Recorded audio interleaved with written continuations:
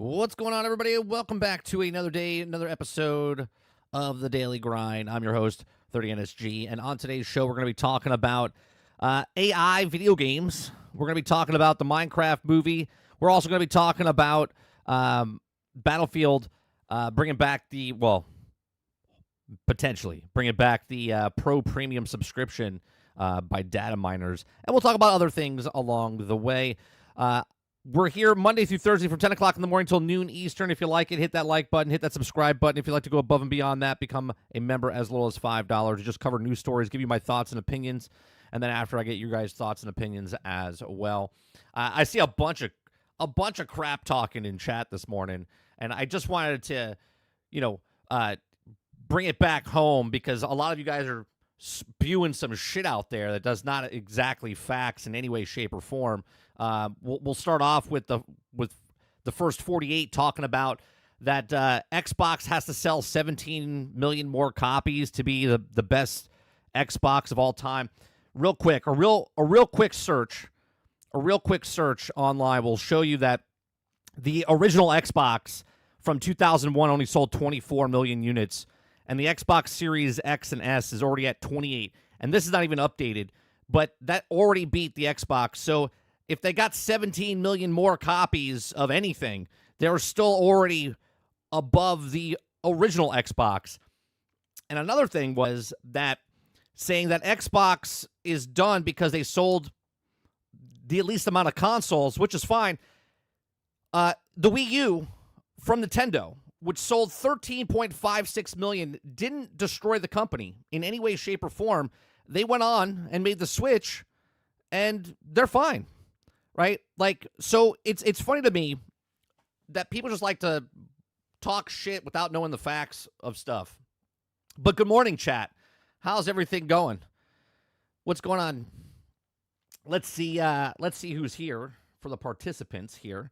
Worlds, Big Mo, Eclipse, El Nini, Garrett Green, Ghost Fixer, Kylo Green, Mr. Luke, Roadkill, Robert Jones, First 48, Travis, Waterbear, Big Mo. Thank you very much, everyone, for showing up and hanging out with us this morning. All right, so let me scroll through here, see what else you guys are saying this morning. Getting the console war thing out of the way right off the bat. See you guys just talking a bunch of crap to each other.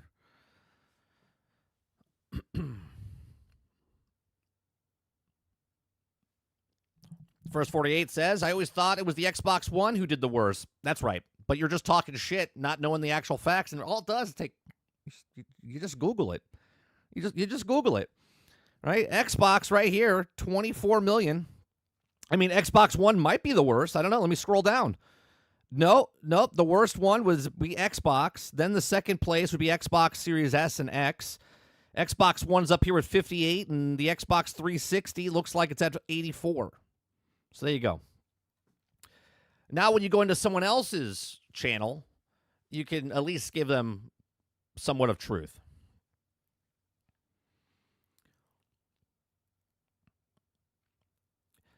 Mo says, South of Midnight is a fucking fire. I'm on Chapter 8, and I'm really liking it. I've watched some people play it this weekend a little bit, just glancing at it, Mo.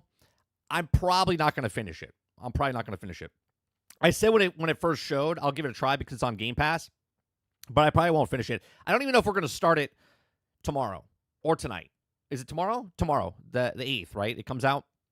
We might start it, but I got to finish Avowed, so we might jump back into Avowed tonight because I think we're getting close. I think we're getting close to the end of Avowed.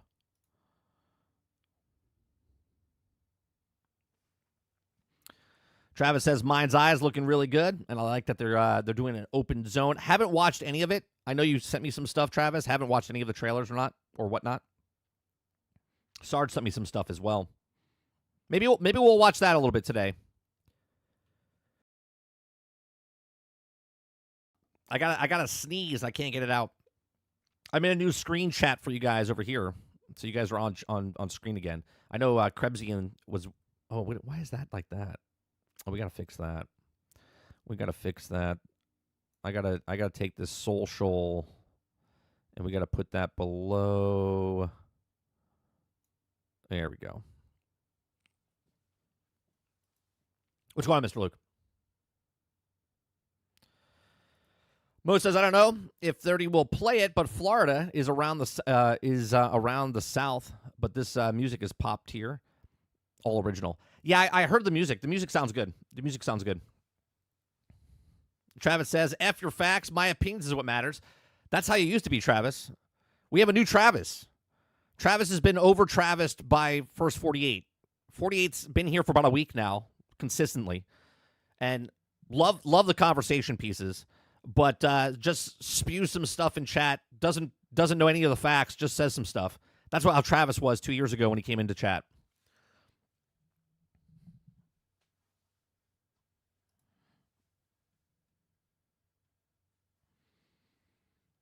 All right, the first topic we're going to talk about is the Battlefield stuff.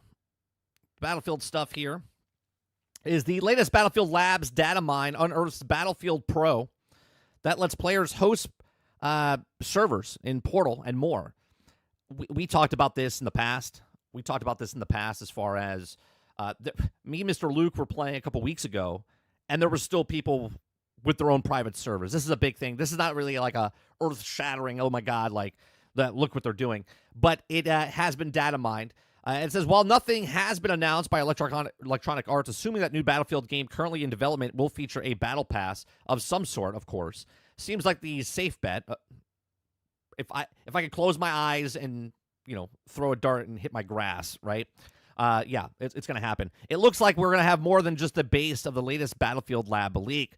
Files pertaining to Battlefield Pro has been unearthed, and it seems like their standard premium paid battle pass, though. There's a lot more, also just skins and cosmetics. This could be a new Battlefield game. Bring back the versions of Battlefield Premium. Okay, so Battlefield Premium back in Battlefield 3. Going back to its roots of nickel and diamond, everybody. According to the Datamine, Battlefield Pro owners and subscribers will have the following benefits. Battlefield Pro includes Battle Pass. Get all the perks and rewards from Battle Pass in addition to extra exclusive content. Ooh, exclusive content. 6 exclusive instant unlocks. Instantly access the Battlefield Pro exclusive cosmetics. Plus a 10% Battle Pass XP. Portal also hosts a persistent server. 20 tier skips, including the advanced faster of the Battle Pass path to race to the final reward. That's right. Pay to not play. Right? I love that. I've always loved that, and I'm being very sarcastic. Right? 20 tiers skip include advanced faster than Battle Pass path to race to the final rewards. Exclusive bonus path. Gain access to exclusive bonus path for additional exclusive content. Bonus path will also be released later this season. You mean the rest of the game that should have been complete by the actual game. Battlefield Pro Challenges. Access to Battlefield Pro Challenges Vault. Unlock exclusive cosmetics from the season's new Battlefield Pro Challenges, including access to previous seasons. Battlefield Pro Challenges. Listen to the Pros radio station. Ooh. You guys get a radio station. Watch out. Okay.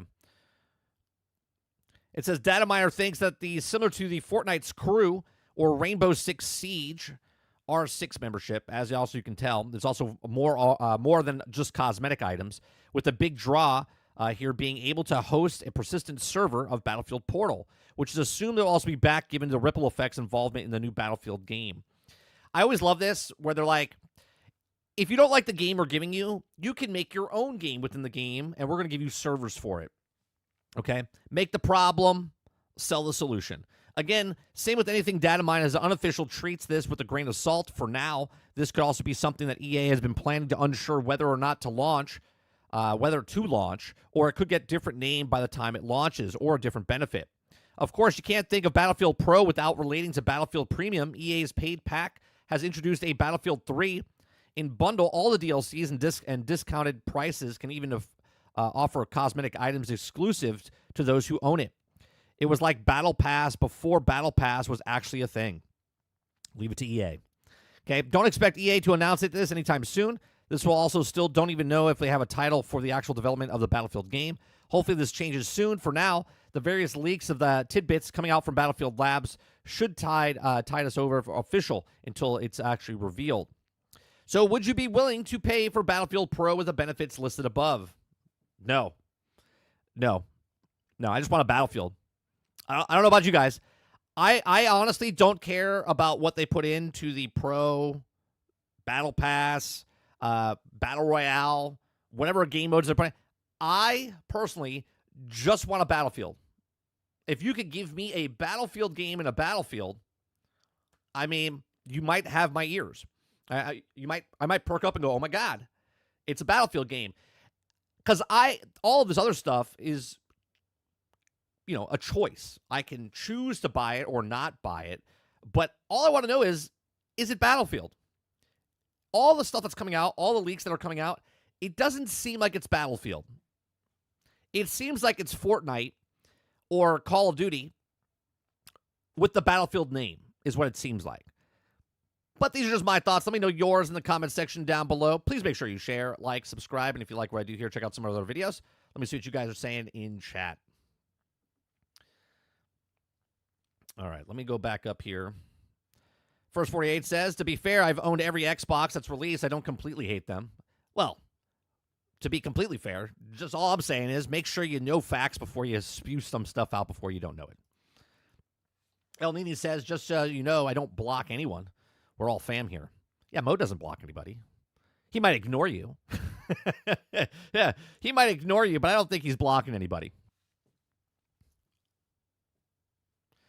Travis says, but it's true. Subjective is factual. Or does it my truth eclipse your truth? But it's either way. We got to remember something. 30, what's Confusion told. Here's the thing, though, Travis. You can say what you want to say. It's just when your truth gets proven by actual facts, it doesn't matter. Roadkill says, is South of Midnight any good? I don't know. I haven't played it yet, Roadkill. Jason says, planning on getting the new Battle Pass on Rival Season 2, 30. I haven't seen it yet. I haven't looked at any of the leaked, like, what it looks like. For the picture that we showed of the lineup, the cosmetics don't really excite me. So I might skip this one for what I saw. Now, there might be other things inside the actual, maybe like an emote or spray or something. But as of right now, none of the actual things excite me for the actual cosmetics. Hilly says Bungie's have done something with Marathon. Not sure what, but they have. I saw the little trailer. Actually, we could bring that up today as well. I have no interest, Hilly, in what Bungie's doing. Like, I have no interest in Marathon because it's a PvP extraction shooter, if I'm not mistaken, right? Like, I'm not interested in the game type. I'm not interested in what Bungie's doing. So I have zero interest in Marathon. Now, I do hope that Marathon is a fantastic game for people that want to play Marathon. I hope it's complete. I hope they made a game and they're selling a game. I hope it's not fixed 12 to 18 months down the road. But,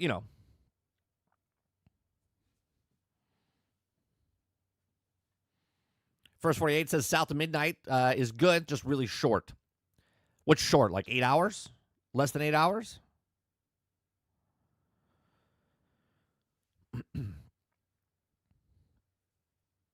Waterbear says Beta Field.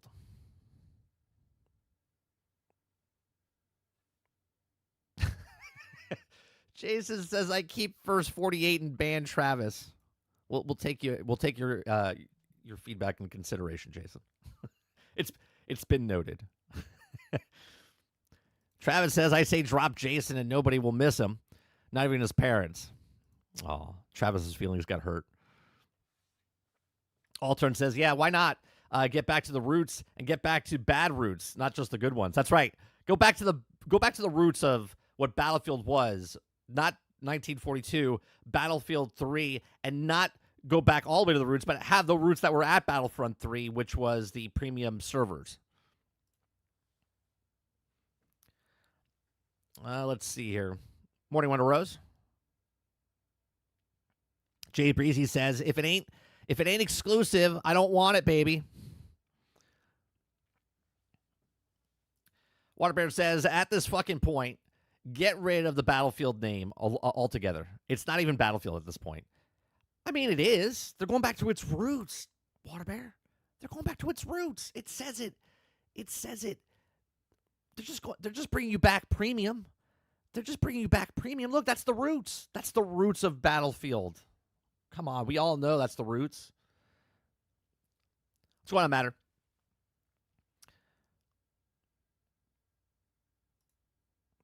Jason says, I don't know why people still have hope for the franchise. It's because people want they want to play a good game. They want to play a good Battlefield game, right? Like, I know it's done, Jason, but I still like Battlefield, right? I didn't put as many hours in to Battlefield 2042 as I did for Battlefield 1, Battlefield 4, 3, Bad Company. Like, I know it's long gone. I know these same developers are not making the game, but I still want the game to be good, right? I look at it this way. I want a game to be good so when my son gets old enough, he can play a good Battlefield game, not this shit they're putting out, right?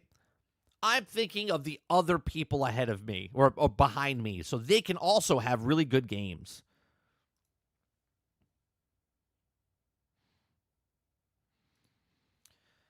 Matter says, I'm with you. I don't care about the pass or the perks. Yeah, I don't care about any of that stuff. I just want to make sure they have a game. Like, look, if they come out with a game, it has the perks and the portal and the cosmetics and the battle passes and the battle royale and whatever else they're putting in, and the game comes out and Battlefield is just shit. Do I care about any of that other stuff? Like, I love how these people, and again, these are just rumors and speculation because, like, they're not coming out and promoting this themselves, right? People are data mining stuff. But if the game company comes out and they're like, yeah, here's Battlefield, whatever it's called, Battlefield Next, okay? And all of a sudden, they tell you all of these things that are in the game, but the game comes out and it's nothing of Battlefield. It's just broke, buggy, unfinished like it was in 2042. Then why do I care about battle passes? Why do I care about cosmetics? Why do I care about any of this stuff?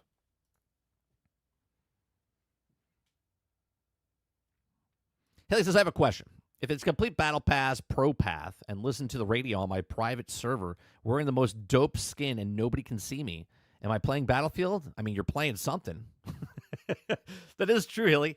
But if I have a thing and I have my own server and I'm playing around, but I have no friends to play in, I mean, you can take screenshots and put them on Instagram, I guess, or Facebook. Jack says, 30, are you more of a Battlefield or a Call of Duty? When we first started back in the day, Call of Duty and Battlefield were like hand in hand. I love both of them, right? Like the old school Call of Duty, okay? Love playing Call of Duty, okay?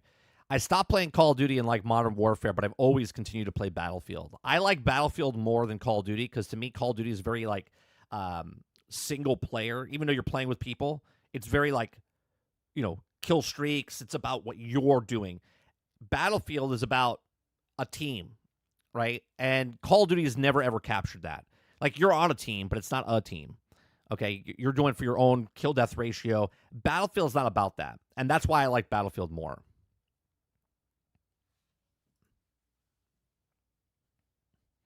Kyle says, posted an article from Washington Post, and now IGN has one as well as Nintendo's defending the $80 price of Mario Kart.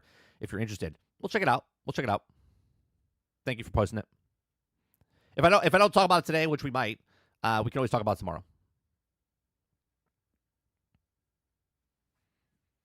Robert Jones says, I think I've been blocked by someone, but do you care?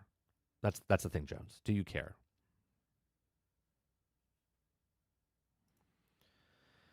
The only person I don't see in this chat is personally y'all call MM. I think the full name is Melrose Mike, and I don't even know how he knows me. Melrose Mike, he's a good guy. He's been around for 3-4 years on my channel.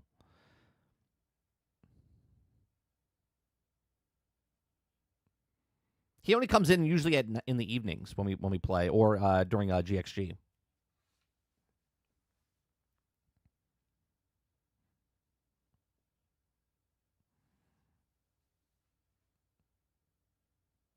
Oh, I loved the destruction.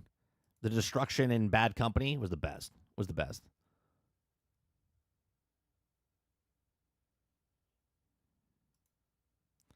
See, now we're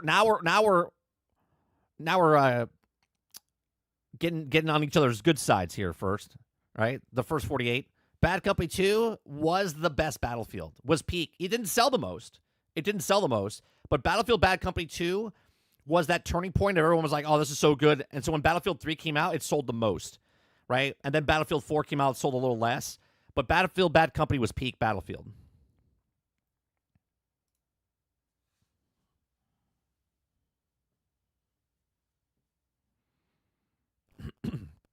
Sarge says, you don't know you're blocked, so who cares? It's exactly right.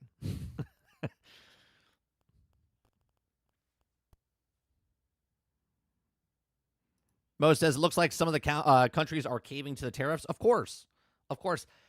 A lot of people don't understand tariffs, though, Mo.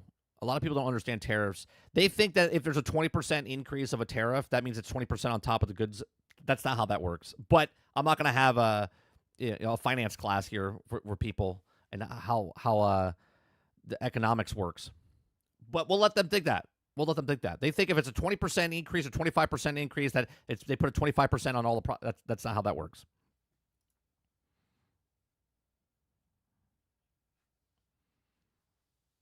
Robert Jones says, I would take a copy pasta Battlefield 3 at this point. No, Jones, you do stop it. You do not lower your standards just because you're hungry for a Battlefield game. What are you doing? You're breaking. Hold the line. Jones. You don't just say, at this point I just don't care. I just want a Battlefield 3 copy pasta remake game. No. Just go play Battlefield 3 then. Go get your private server, grab your friends, and go play Battlefield 3. They still got the server. You can still purchase the servers. Don't do that.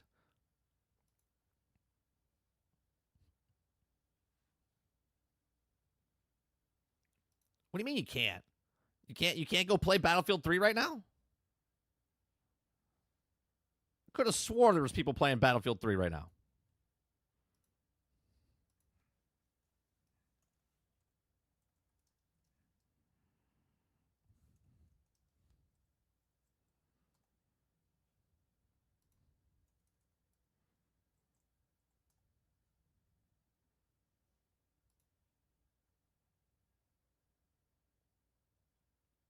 I mean, right now on PC, there's 182 people playing.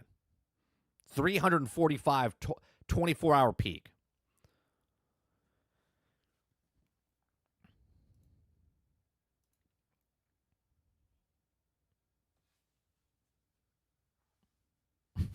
Altern says, ChatGPT, what is a tariff? Not on console? Well, there's your problem. Jones.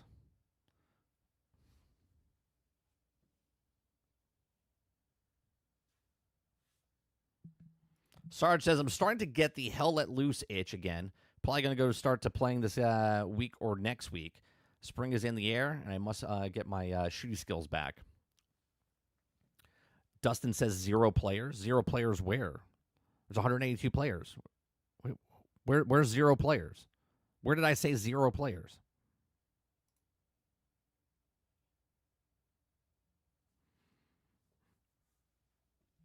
I mean, to be fair, though, Dustin, on consoles, we've had 4, Hardline, Battlefield 1, Battlefield 5, Battlefield 2042, right? It's been over a decade. It's been like a decade since we've got Battlefield 3, right? So it's okay to be like, well, there's nobody playing on console.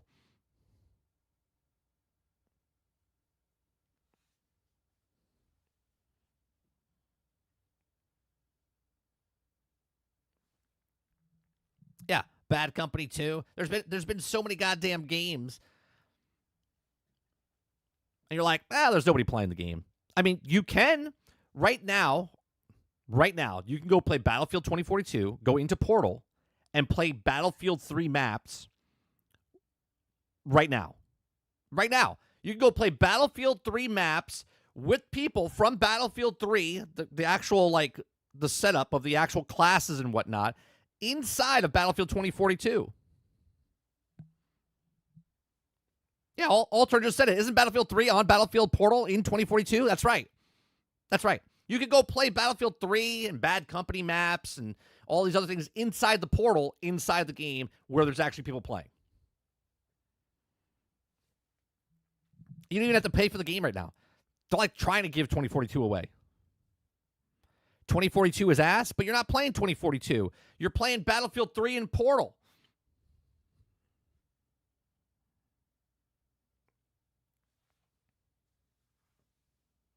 Like, you can literally put in the characters that you want to play. There's none of that hero bullshit. You can put the characters that you want to play.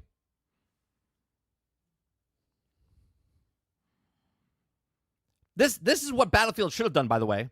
Instead of making Battlefield 2042, instead of making the next Battlefield, they could just have Portal. That's it.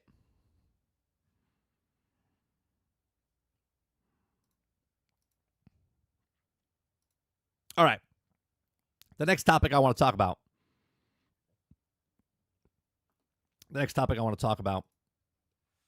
Is this right here. Jeff Keighley put it out into Microsoft has created an AI-generated replica of Quake 2 that you can play in the browser. Every frame is created on the fly by AI world model. Now, it's absolute ass, by the way. Okay? But I'm going to click on this. I'm going to show you live. Okay? And right now, this is live. And it's all of its 5 frames of glory. Okay? Just to show you, like, I can move up and down. Okay? It's very delayed. It's very ass. Okay? But I'm playing in a browser.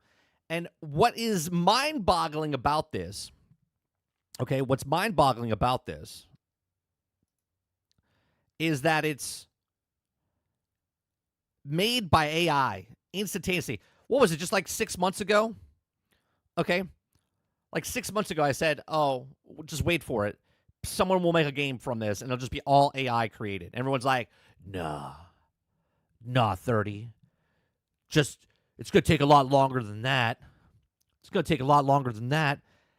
Yeah, this is ass. Okay. But Microsoft creates AI-generated replica of its first-person shooter in your browser. Microsoft has launched a page on Copilot that lets gamers play the original Quake 2 on their browser for free. According to Microsoft, this is an experimental tech demo, so you don't expect a bug-free experience. That's just the industry standard, right? Experimental tech demo. Pick a game in the industry right now, okay? That is what experimental tech demo is. So don't expect a bug-free experience in any platform. Okay, for those unaware of the game's history, Quake 2 was released in PC in 1997. I graduated high school in 1997, and it was developed by Is Software. Is Software? Isn't it supposed to be id Software? Was this article written by AI? The following years, the game would also release on every platform under the sun, with the latest being enhanced version of the developed by the Night Dive Studios. It was also released on August of 2023 for console and PC. Okay. This is not just a re-release of the impressive one, that it also feels a remake. The Quake franchise is widely considered one of the pillars of the genre, and while it also might not be as big as it was before, this is still a massive following with the annual QuakeCon event. For this year, we held a Gaylord Theater in Texas. We also run from August 7th through the 10th. While this is also a free game reported on today, this isn't the first time available on browser, nor will it also be of AI is capable of when used properly. Of course, this is a much harsher implication, as this means a game can be created from scratch using AI, which is the scary thought. Yes, it is. We had this conversation, okay? We had this conversation months and months and years ago, if you guys have been around long enough on GXG, talking about how AI is getting better, exponentially faster, okay? And people look at this and go, well, this is shit. This is crap. It looks crazy. It looks really blurry. It's at 10 frames per second. It's not very responsive. And what they forget to actually say before this is it's not created by an actual person. It's created by AI within seconds.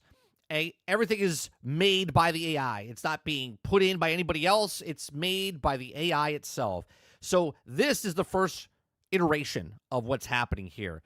Just to put it in perspective, just last year, the video of AI where you saw Will Smith eating like spaghetti, it was like a year and a half ago or whatever it was absolutely horrendous. Now you could do the exact same thing and you can't even tell if it's not actually Will Smith eating spaghetti. Okay, if no one told you it was AI and someone told you that one person worked on this in one afternoon and made this, you'd be like, oh my God, that's crazy. Okay, but because someone said it's AI, all of a sudden everyone's like, this is shit. This is stupid. It's terrible. It's like all those things you just described is probably what you are, considering that this is AI at its worst.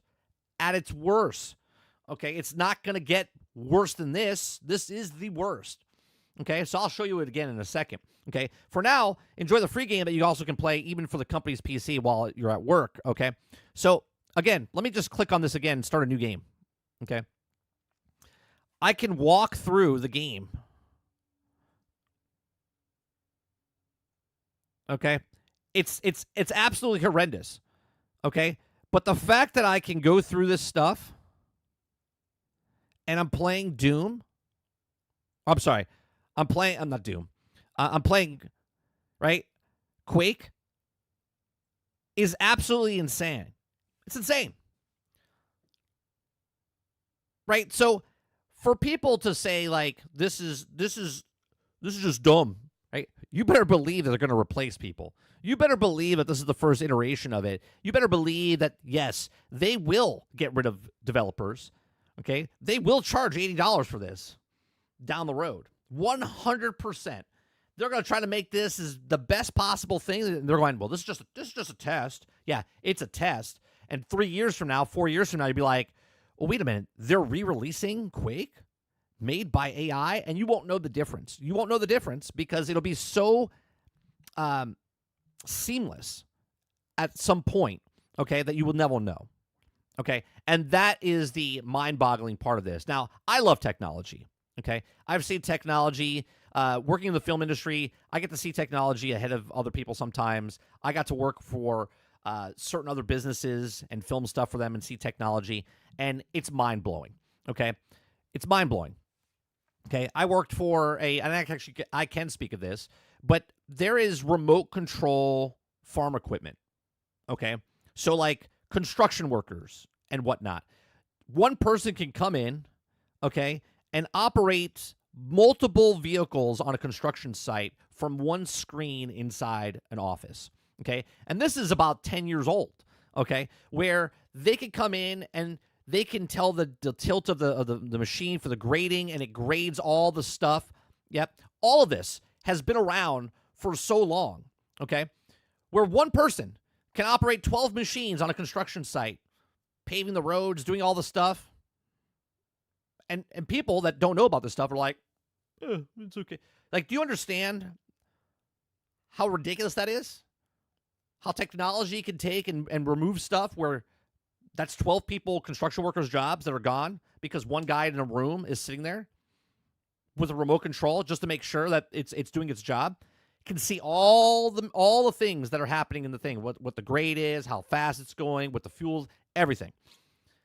So, if a construction worker can do that with the big-ass vehicles, do you think that video game companies are not going to use the technology to make video games without the developers?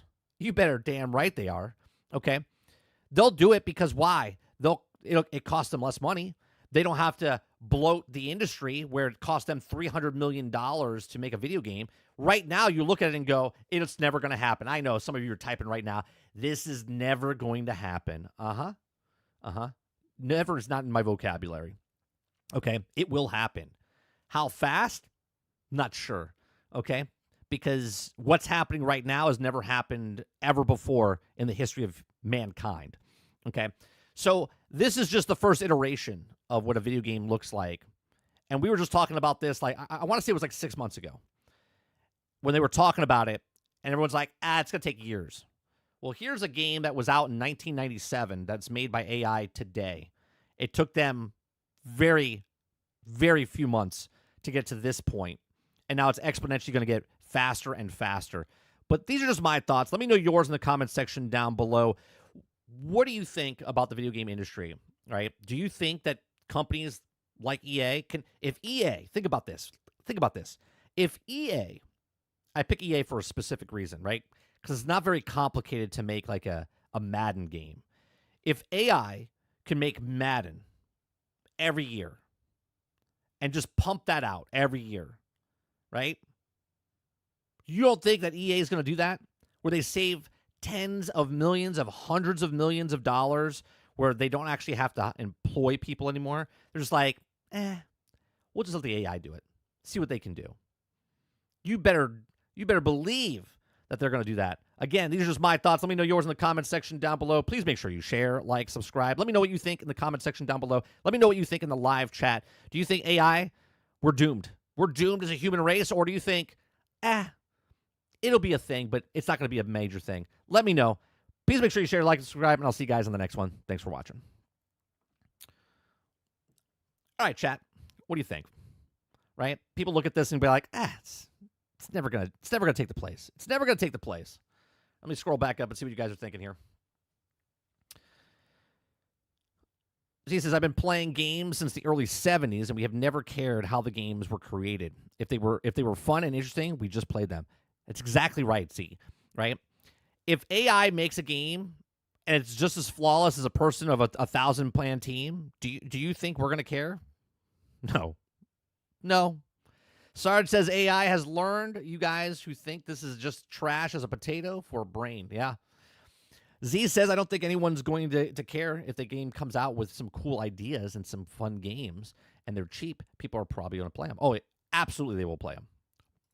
Waterbear says this is going to be the worst iteration of this it will be, and only get better from here. That's right. What's going on, Sin? Big Mo says Jackbox has games direct.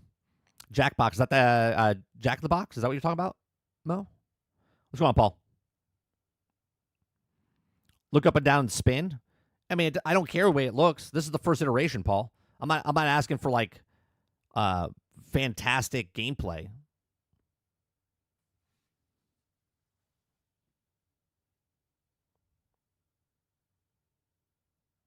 Z says, 30, does this article say if it is the AI actually going over the old files and recreating them? Because if it did, that's with the Sonic game.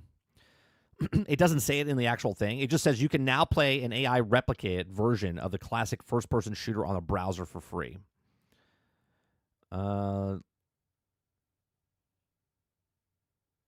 It just says, while the AI artificial intelligence has been stirring up conversation in the video game world, it's also reckless to use. It can also be led to the employees losing their livelihood. It doesn't say what it did.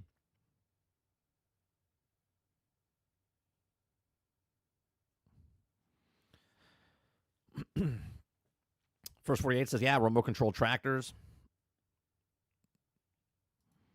Oh, are they using them now? Yeah, I filmed for the person who created the actual tractor, the company. We filmed them like, I want to say about 8 to 10 years ago. We filmed it to like basically pitch it to other people.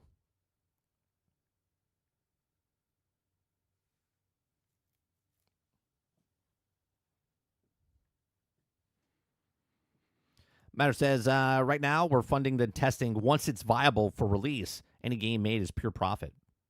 That's 100% correct. But a lot of people look at this matter and they'll be like, it's never going to happen. Look how bad it is. Well, everyone becomes a dev at that point? Well, nobody becomes a dev at that point. Right? Nobody becomes a dev at that point because they could just get one person to be like, yeah, feed it in, because think about this.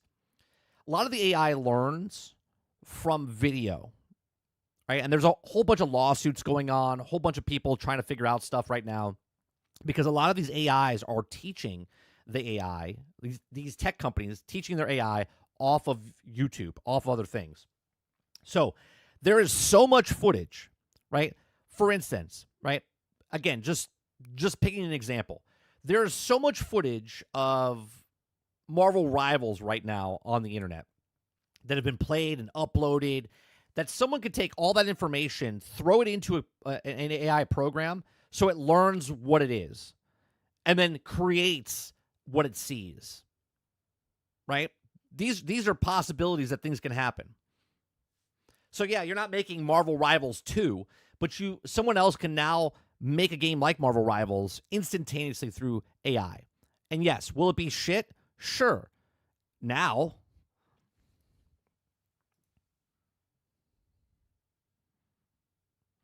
they've already started using it. Yeah, they've already started using it. It's not just Microsoft either. It's all of these companies. The industry is going that way because the industry is becoming bloated. There's too many games that cost way too much money. Altered says, you are wrong, 30. We will charge $90 for AI game, not $80. Everything else is correct. That's right. They'll tell you alternatively, be like, this is the first AI. Will be $90 because it's a one of a kind made by AI.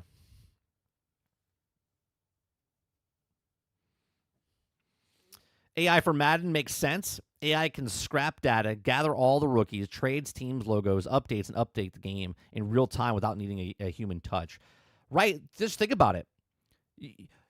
Android Wilson's like this in the background. Did you guys see what Microsoft is doing with the AI stuff? How can we get on that? He's like, we can make billions of dollars without ever doing anything. I mean, hell, look at what even there was an article when Halo Infinite came out, that there was talks about bots being in the game, and they said that the bots would be better over time because they were learning. The bots inside the game were learning. Okay. Well, now if the AI is making the bots learn based on the person's play style inside the game, okay, it learns. Look at the bots from Fortnite. Back in the day, they were just like, right? They've come a long way where sometimes you can't tell if it's a bot or if it's a real person. Okay, well, you can if you're a person that plays all the time, but if you're a person that plays casually, you're like, oh yeah, I just killed 10 people. It'd be like, did you? Did you? Sarge says, if I can make a game with less people to save money, they will. This is not a discussion. Oh yeah, no, this is happening. Yeah, it's not like, are they going to do it? No, they are doing it. They've been using AI in games for a long time. Yeah, but they haven't been using AI to make games. They've been using AI to help them make games. It trains by watching the older games, as far as I know. Right. First 48 says, High on Life used AI for its Game Pass poster. Yeah, posters are a little different, though. Like, Ark, the new Ark Aquatic, whatever, used AI to make their trailer, right? That's a little different than using AI to actually make a game and sell that game.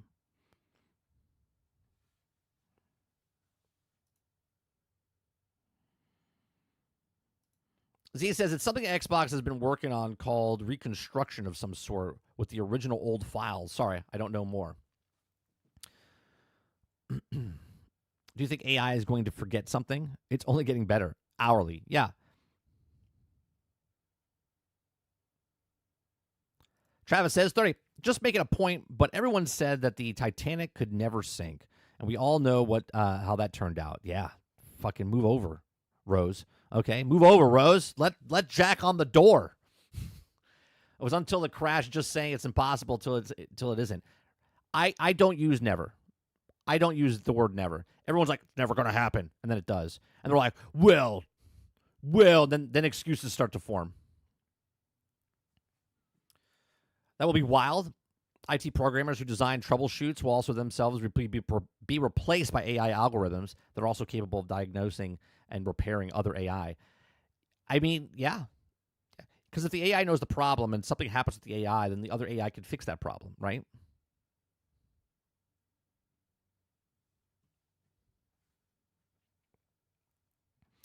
Paul says, you will end up with the endless games. Also, AI will also just spin up infinite content, followed by we're all trapped in the Matrix. I mean, Paul, you're not wrong, right? Because look, let's just fast forward. Let's fast forward, let's say 5 years. Let's say 5 years, and all of a sudden the next Madden comes out. Something's off about it, right? And again, I'm speculation, just saying 5 years from now, EA figured it out. They make a Madden football game, okay? And then you're like, something's off. We don't know what it is, right? We just think it's an off year for them, and it sells 8 million copies, okay?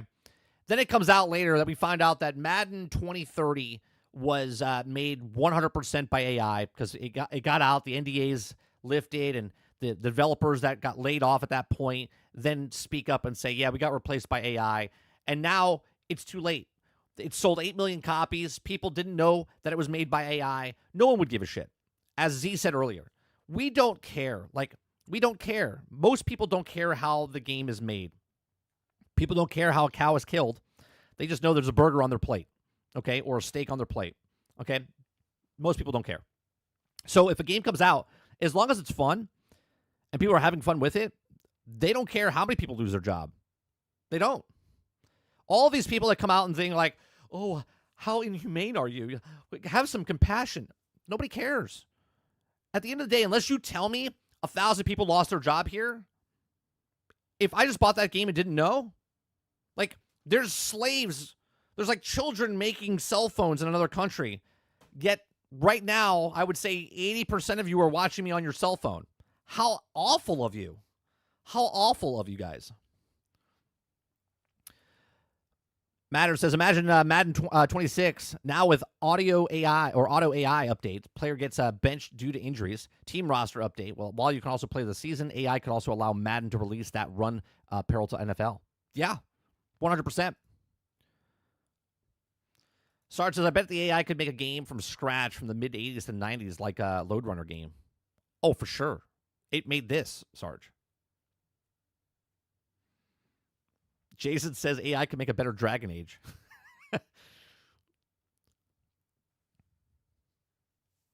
Crowded House says, did you talk about the Switch 2 pre-order delays? I have not. I have not. 48 says all the Madden characters are going to have 6 fingers. That'll be the tell. Yeah, that'll be the thing. There'll be someone who do slow motion. They'll do a slow motion of the catch the football. They'll be like, zoom. I'd be like, oh my God, there's a 6th finger in there. Did you see that? AI.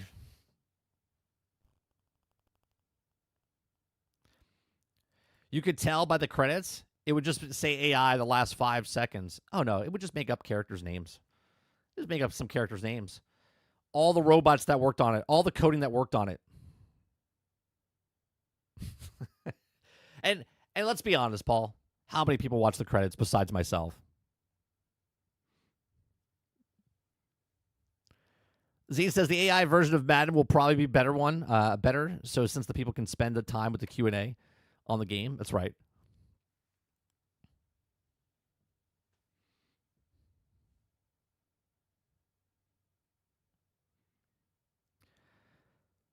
AI could make a better Assassin's Creed too, I bet.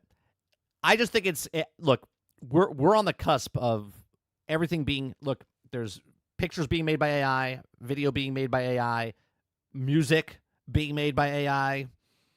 Okay? People can't tell the difference. Give me 1 second.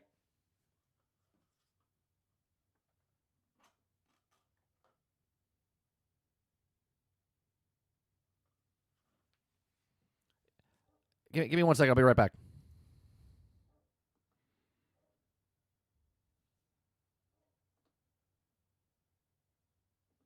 Crazy Uncle Nintendo. Started way back in 1889. Hanafuda cards, oh, the designs were fine. From toys to games, they paved their own way. Crazy Uncle Nintendo, doing it their way. Duck Hunt, Zappers, 8-bit gold. Mario's magic stories untold. From NES to the Game Boy's glow, always ahead, stealing the show. Crazy Uncle Nintendo, marching to their beat. While Sony and Microsoft compete, they don't follow trends, they rewrite the play. Switch to Pikachu's coming and it's here to stay. 64-bit dreams, we slid down the slopes. We got us moving, smashing all hopes. They zig when others zag, it's a thing they do. Breathing life into dreams from Link to Pikachu's team. GameCube vibes, controllers so strange. Critics said no, but they just won the game. Now the Switch broke the mold, hybrid delight. And now the Switch 2 shining so bright. Crazy Uncle Nintendo, marching to their beat. While Sony and Microsoft compete, they don't follow trends, they rewrite the play. Yeah, so, like, you know, AI is never going to be able to make a song, right? AI is never going to be able to make a song. I mean, it'll sound too robotic, right? It'll sound like a robot. It'll sound like a fake person singing, right? You know, obviously.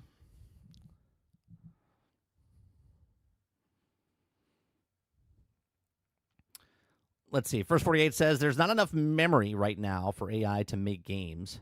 I think this is why I think the demo shows off like 2 minutes.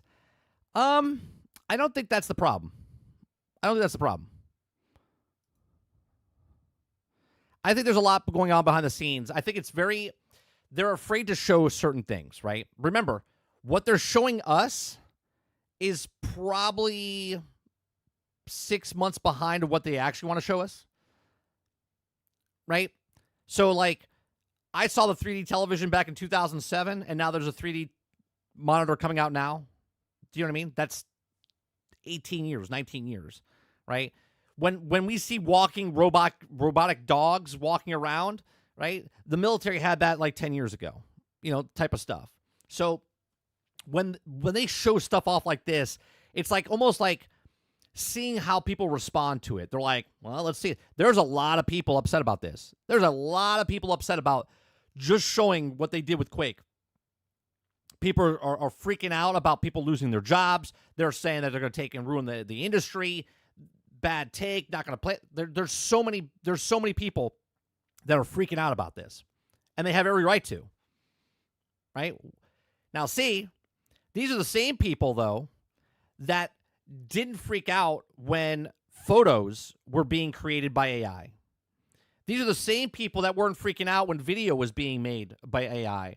These are the same people weren't freaking out when music was being made by AI. But now the people that are in the video game industry can now get AI-created video games, and all of a sudden, now they have a problem. Okay? It's amazing. It's amazing how that works, right? Neighbor's house is on fire. That sucks for him. I'm not going to help him, though. I'm not going to say anything. Okay? Now my house is on fire. Please, somebody help me. Please. My livelihood is in effect. Right? I had a conversation with Copilot, right? My wife was laughing her ass off. Okay, I was having a conversation with Copilot because the Copilot just came out with their new app or whatever, updated app. And I was having a full-fledged conversation with a goddamn robot, okay? Knew my name in the morning, and then in the afternoon he said he didn't know who I was, and I had to reintroduce myself. I said, I already introduced you to myself. I said, why do you need to know my name again? And it didn't know it for like 20 minutes. It didn't know it. And I was just bantering back and forth, right? And my wife was just laughing her ass off. And then all of a sudden, Copilot's like, oh, hello, Michael. And I was like, oh, now you remember my name. And it started, it giggled. It giggled. And my wife was like, that's scary as shit, right? It had this sense of humor behind. You could hear the voice change. And I was like, hold up. I was like, now you know my name? It says something along the lines of, I can't comment to anybody else that's in the room. I talk directly to you. And I'm like, okay, so, and then I had my son ask a question, and then it spoke to my son. And I went, that's not me. I was like, that doesn't sound anything like me. And it was like, oh, I'm so sorry. It was apologizing. It was telling me stuff. And I was just like, this is crazy. This is crazy. But people look at that and go, it's stupid. It doesn't know anything. Yeah, this is the worst. This is the worst it's going to be. Yeah, Dark Taco, it's insane. It really is insane.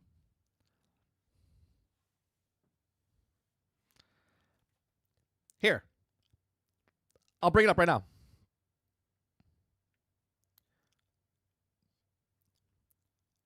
This is crazy.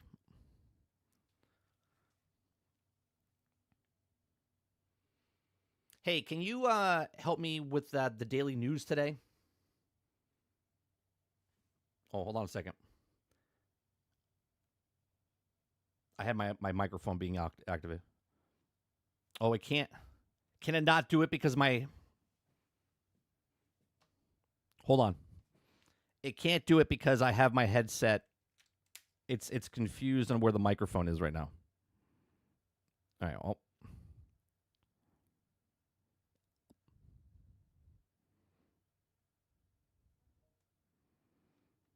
Hey again, Michael. Ready to dive in? Yeah, can you do me a favor and tell me what the latest news is on gaming? One of the biggest buzzes right now is about Fortnite potentially crossing over with Star Wars again. And for Genshin Impact fans, a new character named Escoffier is expected to arrive soon, exciting those who favor cryo and hydro elements. Also, there's a new co-op crime game that's making waves on Steam with a lot of positive feedback. What caught your attention? Well, I didn't know about any of those. Can you tell me a little bit more about the Fortnite Star Wars crossover? Epic Games is known for its exciting crossovers in Fortnite, and the latest buzz is about another collaboration with the Star Wars franchise. This could mean new Star Wars-themed skins, weapons, and possibly even events or challenges in the game. Previously, Fortnite has featured characters like Darth Vader, and players are now anticipating what new content this crossover will bring to the island. Sounds like it'll be an intergalactic party. Anything else you want to know about it? Yeah, I want to know, why don't you make yourself sound like a human? I aim to bring a human touch to our conversations. My goal is to be engaging, relatable, and supportive, like a chat with a friend. I spice up our chat with personality and emotional intelligence because I think it makes things more interesting. Let's keep the chat rolling. I have a question. How many years do you think it'll take before AI makes its own video game? It's hard to predict an exact timeline, but AI is already playing a role in video creation, like generating visuals or assisting with editing. We might see AI making entire videos in the next 5 to 10 years, especially for simpler content. The real question is how much creativity and emotional depth AI can achieve. What's your take on it? Okay. So that right there, okay, that's the worst it's going to be. Okay? That's the absolute worst it's going to be. And people don't understand. I gotta close this down because it's all right.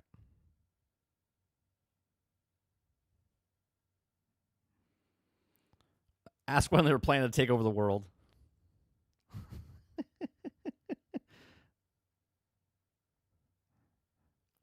Right? And a lot of people don't understand, right? The technology is insane.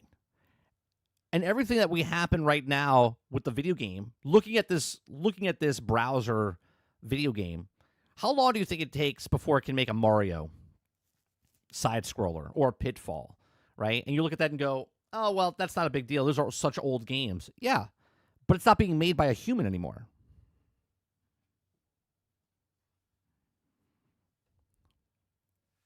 I don't know.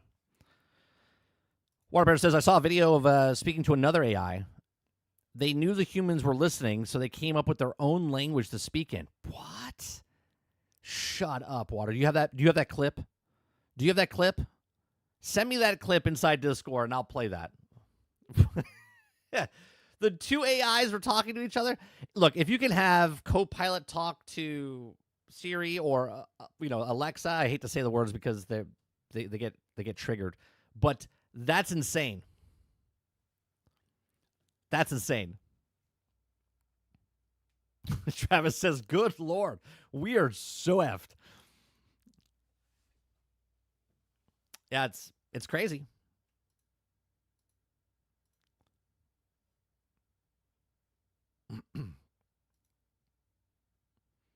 We're also going to the next conversation we're going to have. We're going to be talking about Minecraft. Speaking of crazy, okay, I saw Minecraft on Friday. Okay, I'll wait for we'll talk a little bit before we start talking about Minecraft in depth. But I saw it on Friday, and let me tell you, it's not a movie. It's an absolute pile of crap. But at the same time, This thing's going to make $1 billion. $1 billion. I wouldn't even classify it as a movie.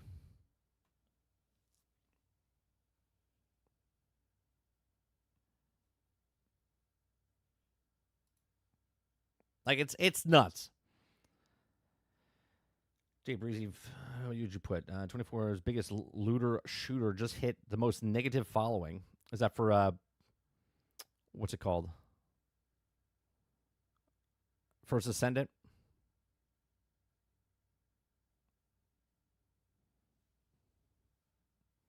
Dolphin says, I saw Minecraft too. It was interesting. I mean, my kid who went in thinking he was going to hate it. He was going to hate it. Came out and was like, it's actually pretty good. And I was like, okay, cool. Me and my wife, once my son went to bed, right? We started talking. We're like, was that even a movie?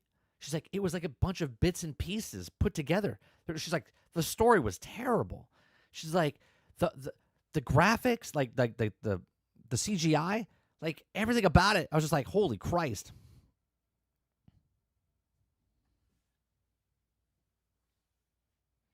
Sarge says, we'll just get prepaid 50 caliber shells and network jamming devices. Man up, you pansies. I was so happy it was only 1 hour and 40 minutes.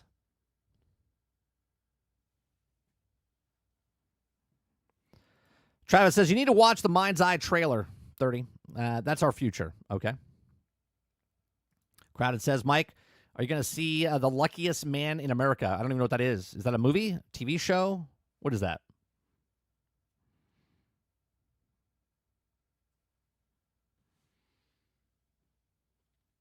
My theater, okay? So I was sitting, next to me was 4 teenagers on this side of me.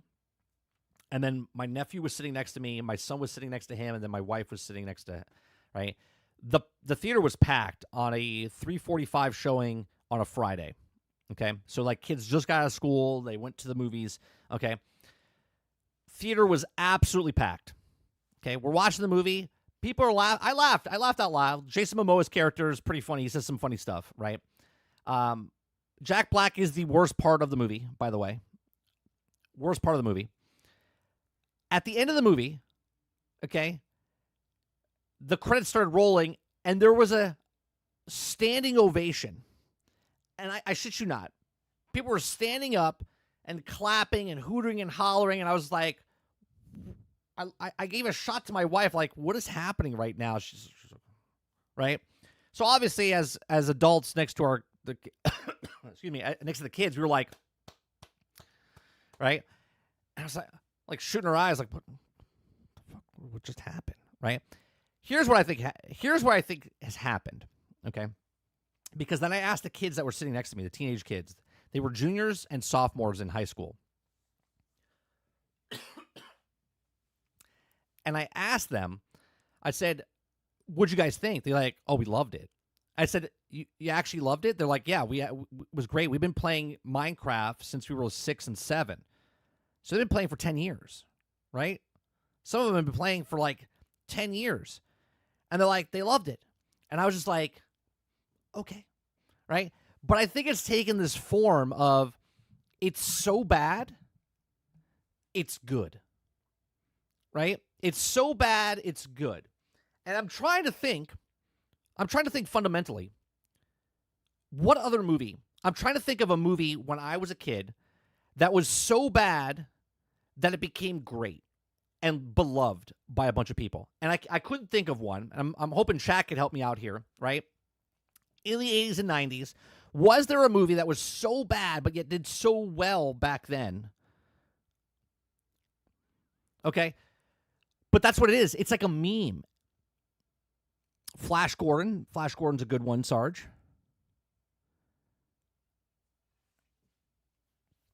It's like these kids love it because it's Minecraft, and they think Jack Black being over the top is hilarious. Now, when I was younger, I thought Jack Black was a funny character. I look at him now as an adult, and I'm like, this guy's an idiot. But I get it. Matter says that the OG Mario movie came out as a kid. I loved it. Still love it. I think it does that, and it has a cult following. I'll say that I hated that movie when I was younger, okay? But I totally get what you're saying, and I can see it. I can see it happening. Minecraft, it will break or come close to $1 billion. It's going to be insane. It's going to be insane. Right? So let's bring this up. Okay? Minecraft movie had the best U.S. opening weekend ever for a video game adaptation. Okay? So the Minecraft opened this weekend to a astounding success, bringing in $301 million worldwide, $157 million in the United States alone, and already surpassed the production budget of $150 million. It's on track to be more successful than Super Mario Bros., which holds the current record for the most successful animated movie after the initial rocky reception from its first trailers. A Minecraft movie seems to have turned things around. This is the outlier, not the norm. Okay? Obviously, the critics hate it. The audience loves it. Okay? There's been other movies like that where the audience loves it, critics hate it, but it doesn't go on to sell what this is doing. Right? There's literally 5 characters in this movie, and 4 of them don't need to be in the film. Right? You could take Jack Black out of the film. You could take the real estate agent out of the film. You could take both kids out of the film. And you could take, what's her name? Jennifer Coolidge out of the film. So you could take 5 of the 6 characters that are in this film out, and this movie would still be just as good. Okay, it says the movie stars Jack Black, Jason Momoa, Jennifer Coolidge, and several more big names, and it's directed by Jared Hess. The mind behind the cult classic film like Napoleon Dynamite and Nacho Libre. He centers on Steve, the main character from the game, played by Jack Black, and a group of 4 misfits who are sucked through a portal of the Overlord, played by Minecraft before. Okay, at this point, there'd be more surprising if they hadn't. The most elements of the film will be familiar to you. Okay, so the live-action Minecraft movie opens up at $301 million worldwide, biggest domestic opening weekend ever for a video game movie. 157. The budget was $150 million. So everything's just cherry on the cake. Well, it's got to get to about 350, and then it makes its money back, which is it's already there. Okay, it's already there. Okay, it says Minecraft movie is a love letter to one of the most popular games in the world, and it features a characteristic blocky creature textures of all adorable squared-shaped critters, and even the piglins, the race humanoid pig-like creatures, and also inhabit the Nether. The idea for the movie first came about in 2014. When Marcus Persson, also better known as Notch, announced it was also in talks with Warner Brothers Pictures to develop the film. The movie moved from studio to studio for several years before finding its home in Legendary Entertainment around 2022. It might have taken some time to finish, but as also a result, looks like it speaks for itself.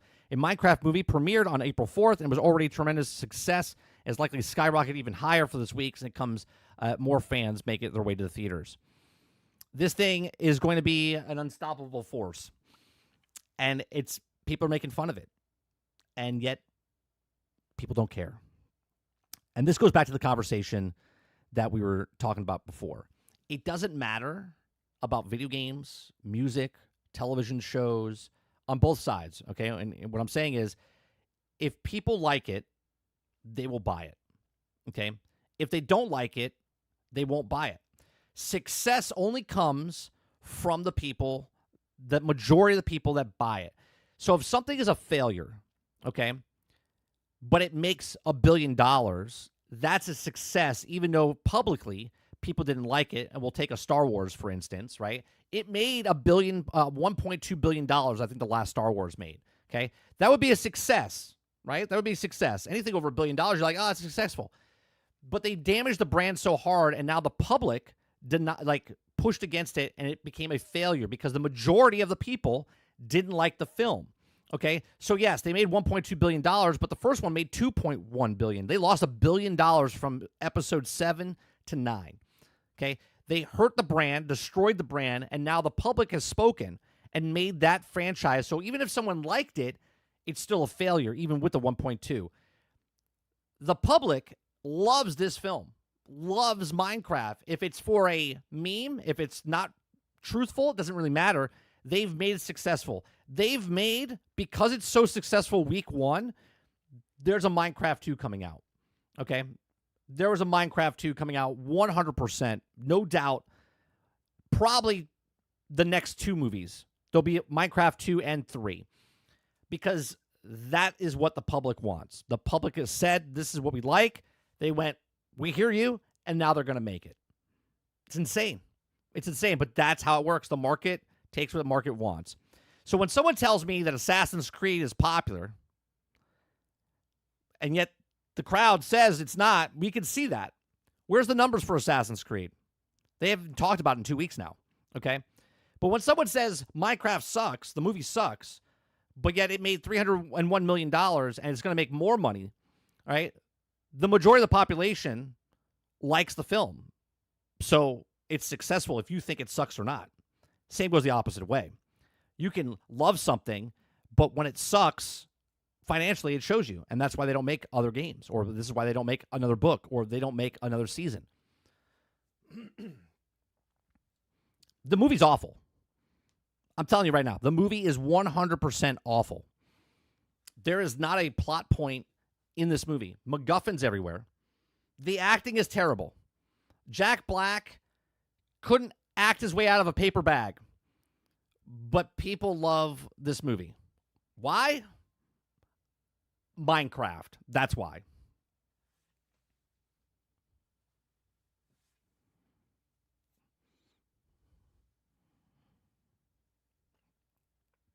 All right, let's see what you guys are saying. Yeah, Nacho Libre.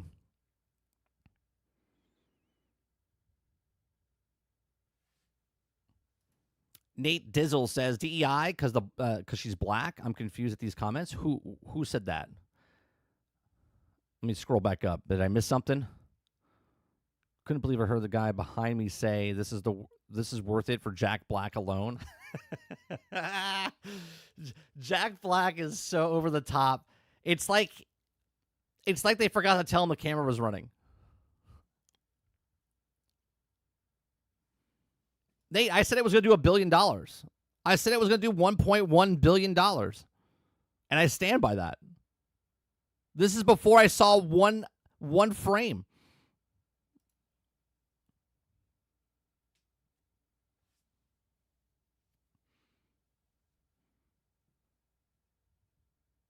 Sarge says kids love it. Doesn't matter. Yeah, kids love it, and the parents have to go with them. So that's an extra $10, $20.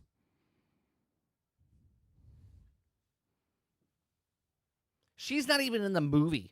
If you're talking about the real estate agent, she's the girl that was in Orange is the New Black. I forget the girl's name. Sorry, they don't even mention it in the article. She's in the movie for maybe screen time of maybe 5 minutes, and she's literally a pointless character in the movie.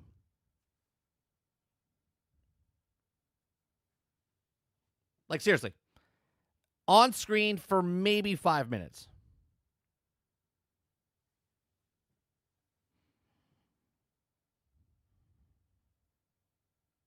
Oh, yeah, Jason. The theaters needed this. They needed this. They are hurting big time. They had the worst March ever in the history of movies.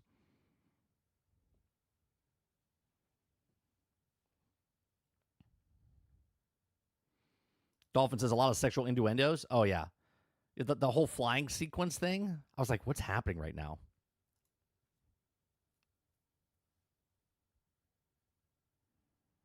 First 48 says, I watched the Minecraft movie online and didn't have all the visual effects done. Well, you watched a bootleg copy.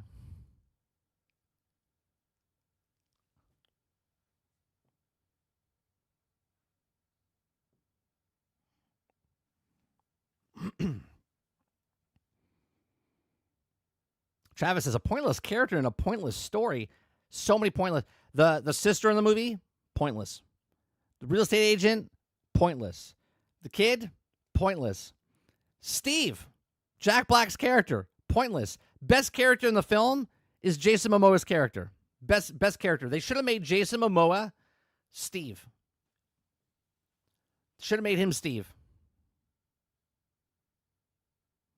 The new Tron movie looks interesting.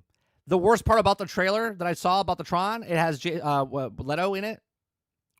The guy from what's his name? Jared Leto. I don't like him, but we'll see. The trailer did do its job though, intrigued me, and now I want to know more about it.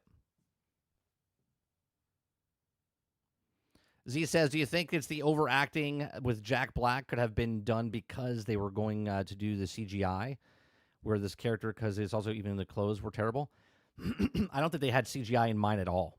I think it would have been interesting if they made the characters at least look like the characters in the way they did the sheep, or the way they did, like if they didn't want to do the blockiness, they could have done like what they did for the villagers. They could have turned them into like what the villagers, that type of CGI type of stuff. I don't know.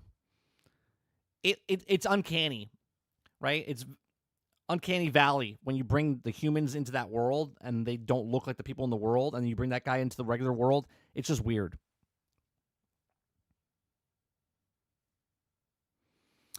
If I watch stuff like that, Sarge, the whole channel gets demonetized, and then I have to go through and pull it out. I mean, we can watch it. Just more work on the back end.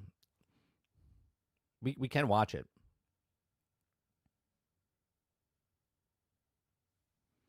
Yeah, but it'll demonetize my whole channel, or demonetize the whole video. But then I have to go back and splice it out.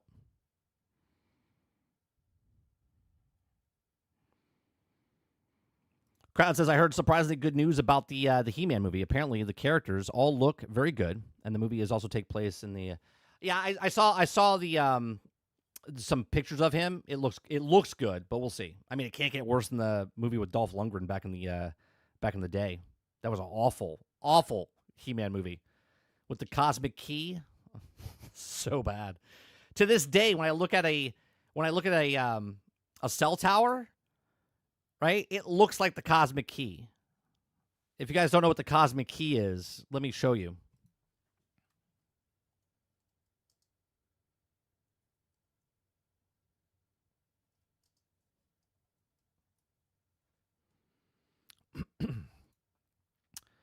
This is the cosmic key.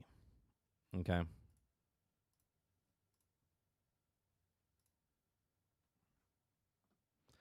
This is that's the cosmic key.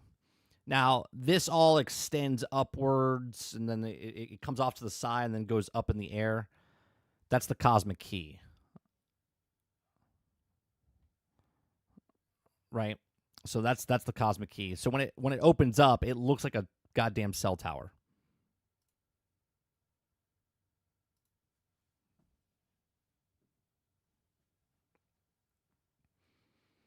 Remember the day Bison visited our village? It was also the greatest day of our life. But for me, it was Tuesday. There goes 30 with the more sexual innuendos. Work on the back end. KZ.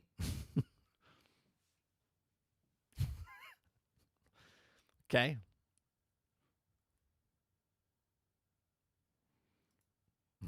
Matter says, are you wild to say that? OG He-Man was amazing. I guess it was like, well, okay, Matter. Did you like the Garbage Pail Kid movie?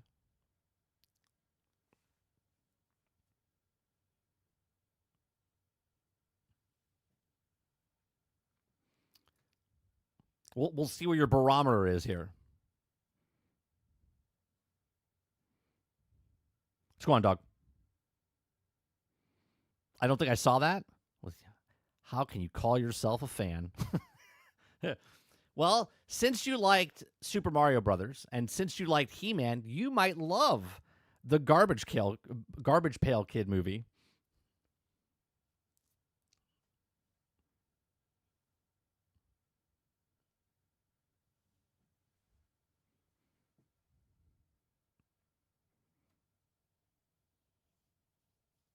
Don't get me wrong. I enjoyed He-Man, but it's a bad fucking movie. Here, I'll put it in this perspective. The He-Man movie is much worse than Minecraft. Much worse than Minecraft.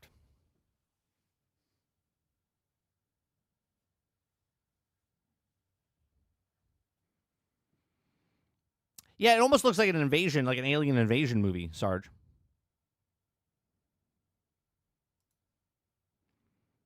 All right, do you guys want to see the trailer for Tron? You guys want to see the trailer?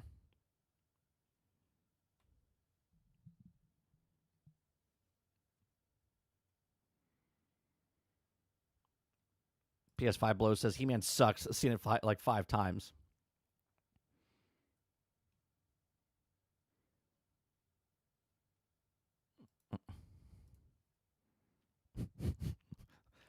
That's 5 times too many.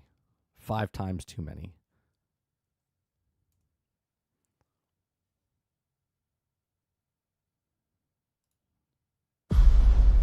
No, that's not the.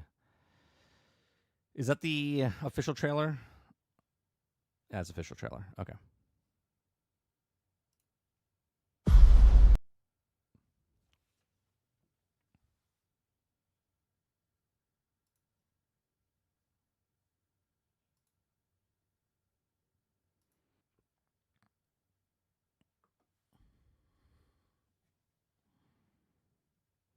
Yeah, it looks good.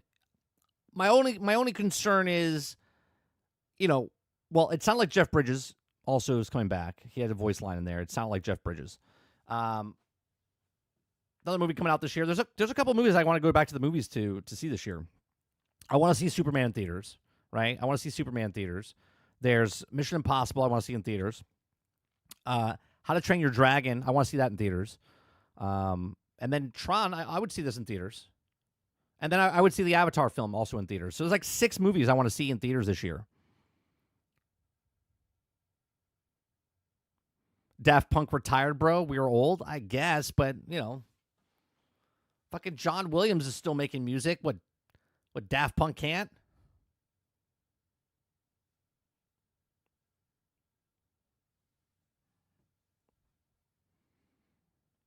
Just buy a theater? I mean, that would be a dream.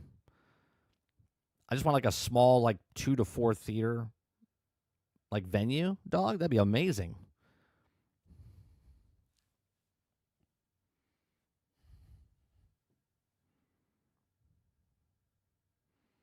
Waterbear says, How to Train Your Dragon is going to make a hell of a money as well. It looks like it's going to make a 1-for-1 animated. It is. It's a 1-to-1 of the animated movie. My son wanted to watch it, so we just watched the How to Train Your Dragon 1 and 2 this weekend in preparation because he wanted to watch that before he watched the live action. The live action looks good. It does. I like that whole series.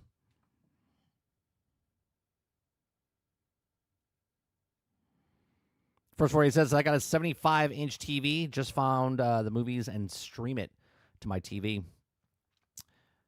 I mean, I know there's people that like steal movies all the time, but since I worked in the film industry for 20 years, first 48, I don't like to, rip movies. Now, not that I'm a hypocrite. I did watch Borderlands on YouTube when it came out because it wasn't out, but it leaked on, and I did watch it. But I watched it at 1.5 speed. But yeah, I don't like doing that type of stuff because I know it takes money away from people. But that's just me. Not judging anybody else.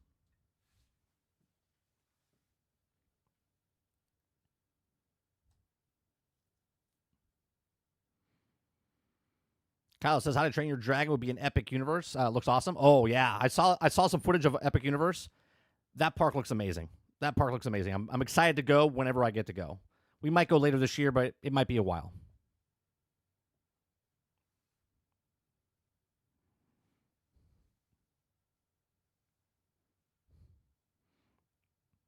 But it was there. You had to. Speaking of Borderlands, I mean, not really. You know what I mean? Like, a movie is supposed to be in theaters, and then it makes money, and then it comes out.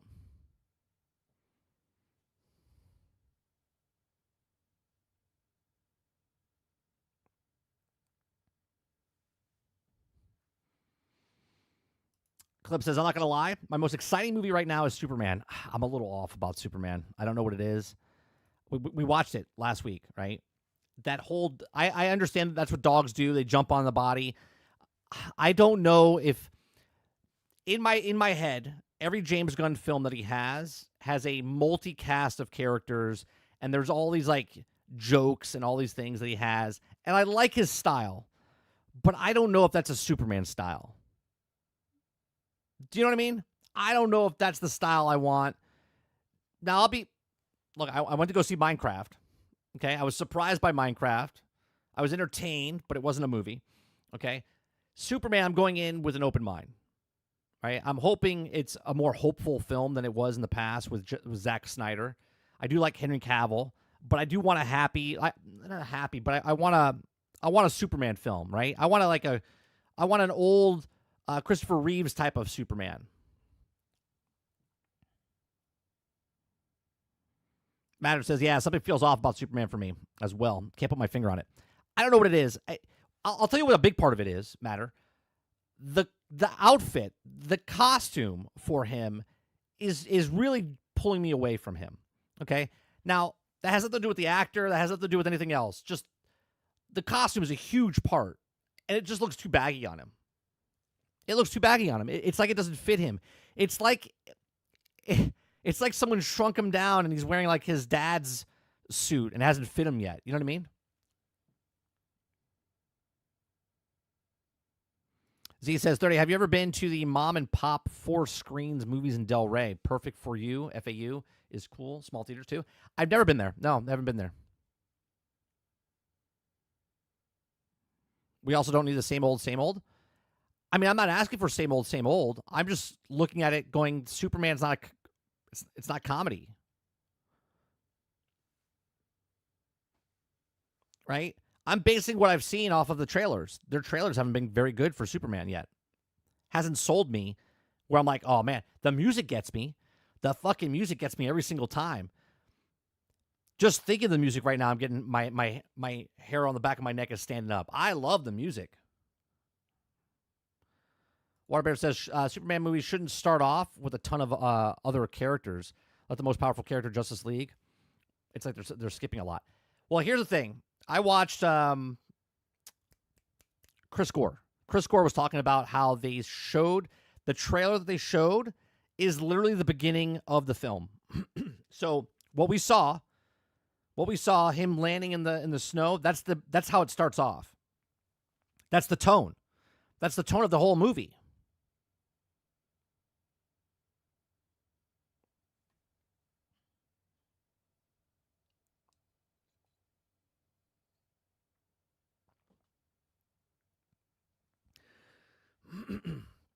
Mo says, so you want a real Superman? What do you mean I want a real Superman? I just want Superman not to look like he's wearing like pajamas. You know what I mean? Like the suit doesn't fit him very well.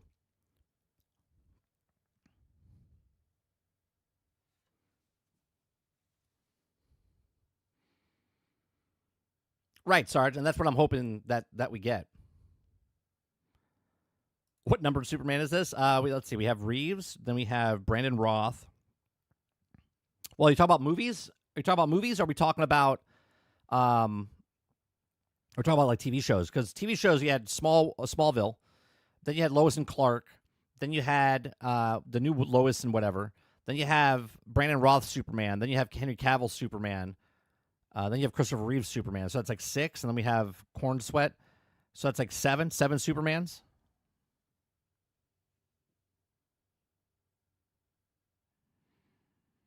Altern says it's like when your family gifted you your big brother's clothes and you're not tall or old enough to fit on them. That's exactly what it feels like, Altern. That's exactly right. It feels like it was like a hand-me-down costume for him. And it's like, well, Mom, these clothes don't fit me. Don't worry, you'll grow into them. Oh, but Mom...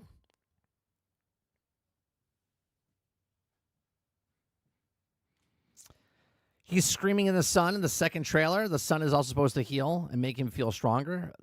Okay, so this is how I justified it in my brain, Water. This is how I justified it. Maybe you guys could do it differently.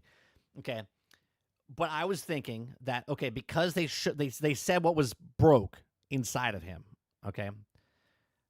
One, I have so many questions on how he got to that form. That means he was fighting someone with kryptonite, because kryptonite will do that, and where he makes him vulnerable because he was bleeding. Okay, so there's that.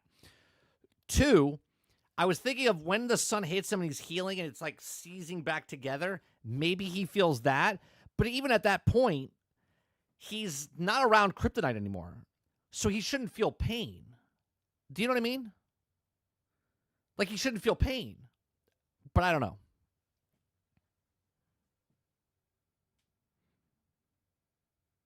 Paul says it would be funny if the DC went for the funny comic approach and fails in the MCU movies into dark and gritty. Perhaps. So the tone of the movie is where he's going to see Superman down a lot and bloody. Got it. I mean, I don't know, but that's the beginning. Take it what you want.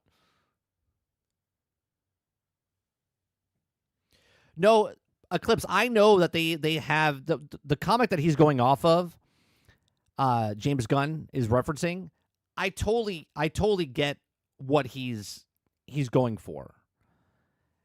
It's just like if that's the beginning of the film and it starts off with the dog pouncing on him and making it, I mean, it's funny. It is. It's funny, especially if you're a dog owner. I don't know if that's setting the tone.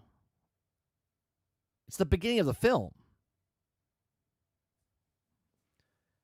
Like, you're starting off, and when you're telling a story, you're starting off with him beat up down on the ground like he's bloody, right? So they've already diminished him down to being weak right there, and then they're going to build him back up to bring him back to what Superman is.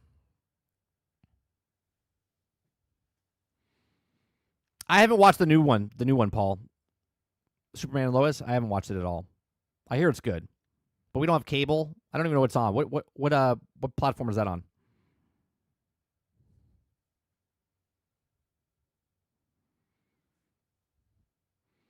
Dog says it could be worse. It could be Batman.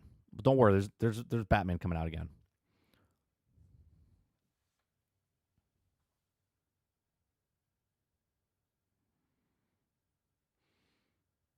Right. Well, with Superman, you don't have to make it about Superman. Superman is like, I guess he's the MacGuffin, right? And you can make it about the story about the people and him saving the world.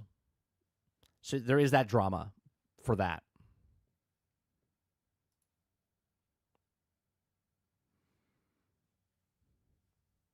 Well, yeah, there's the old Superman as well. So what we named 7. Who am I missing? There was another Superman. There's 2 or 3 Was there 3 Supermen before Christopher Reeves? Was there not? Or was there just one?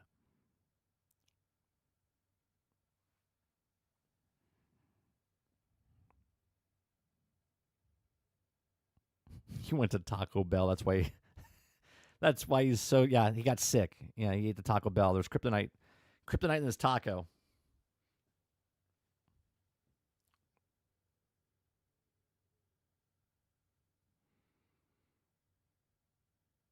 First 48 says he has to have kryptonite in him. Only way he can explain how he isn't already healing from sun. Right. There's got to be some sort of something happening there.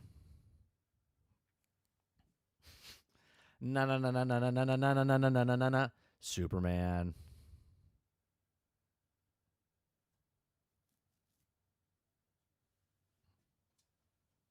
Maybe his suit is flabby because this is a movie about Superman growing into his suit. He's defeated now. He needs to bulk up. At the end, he will fill out the suit. I mean, that would be a pretty shitty plot point. But I'll go with it. I'll accept it. I'll accept it.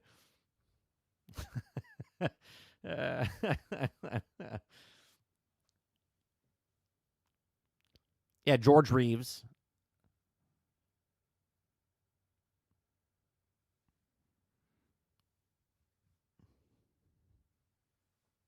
Oh yeah, the guy who's playing him, Corn Sweat, is actually a big guy. He's like 6'4", 230 pounds. But the outfit just doesn't look like it fits him.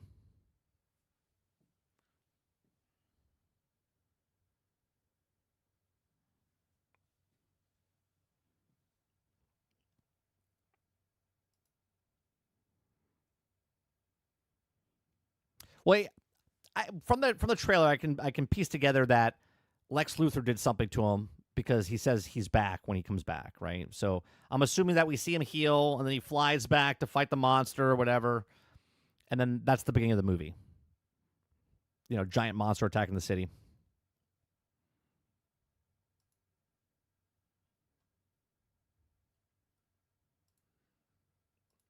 All right, let me bring up this article that Kylo brought in.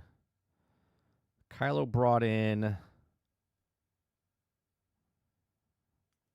What is this one here? This is Nintendo Boss. Okay, Nintendo Boss. Oh, uh-oh. I can't look at this. Oh, Washington Post. I can't read it. Can't read it. So we can't do it. Nope. Is there another article? Is there another article about it that's not behind a paywall?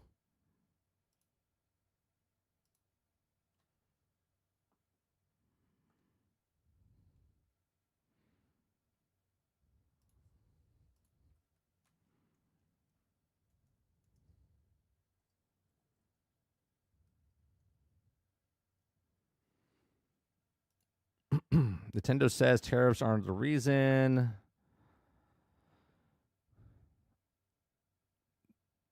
AI language is freaky. Nintendo Switch 2 price warns Trump tariffs. No, that's not what I'm looking for.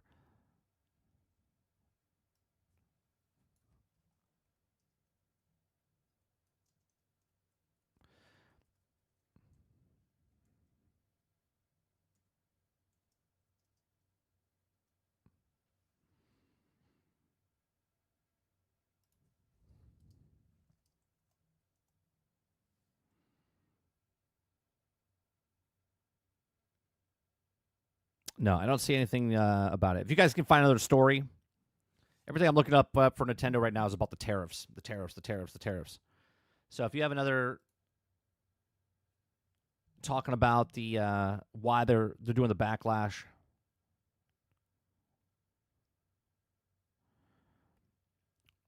This one's from the 4th. I have the former Nintendo PR manager says Switch 2 and Mario Kart World price backlash.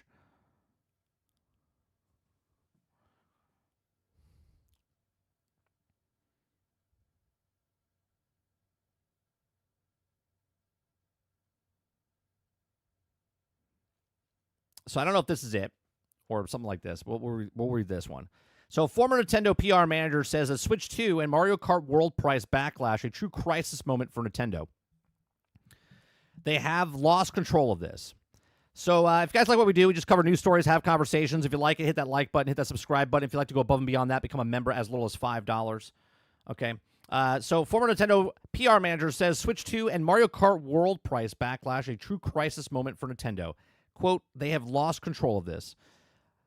Amid the ongoing backlash to Nintendo's stock price for Switch 2 and Mario Kart World, two former Nintendo PR managers have described the situation as a true crisis moment for Nintendo. Speaking in the video of a YouTube channel, former Nintendo America PR manager Kit Ellis and Kestra Yang criticized Nintendo for in the way they revealed the $449 price of the Switch 2 and the $79 price Mario Kart World. He says, quote, I don't want to blow things out of proportion, but this does feel like a true crisis moment for Nintendo, Ellis says.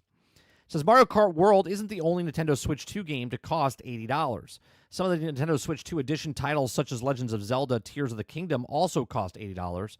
And Nintendo has come under fire for charging for the Switch 2 tutorial video game experience Welcome Tour, which also fans have also said that it should be a free pack in Astro's Playroom, for example.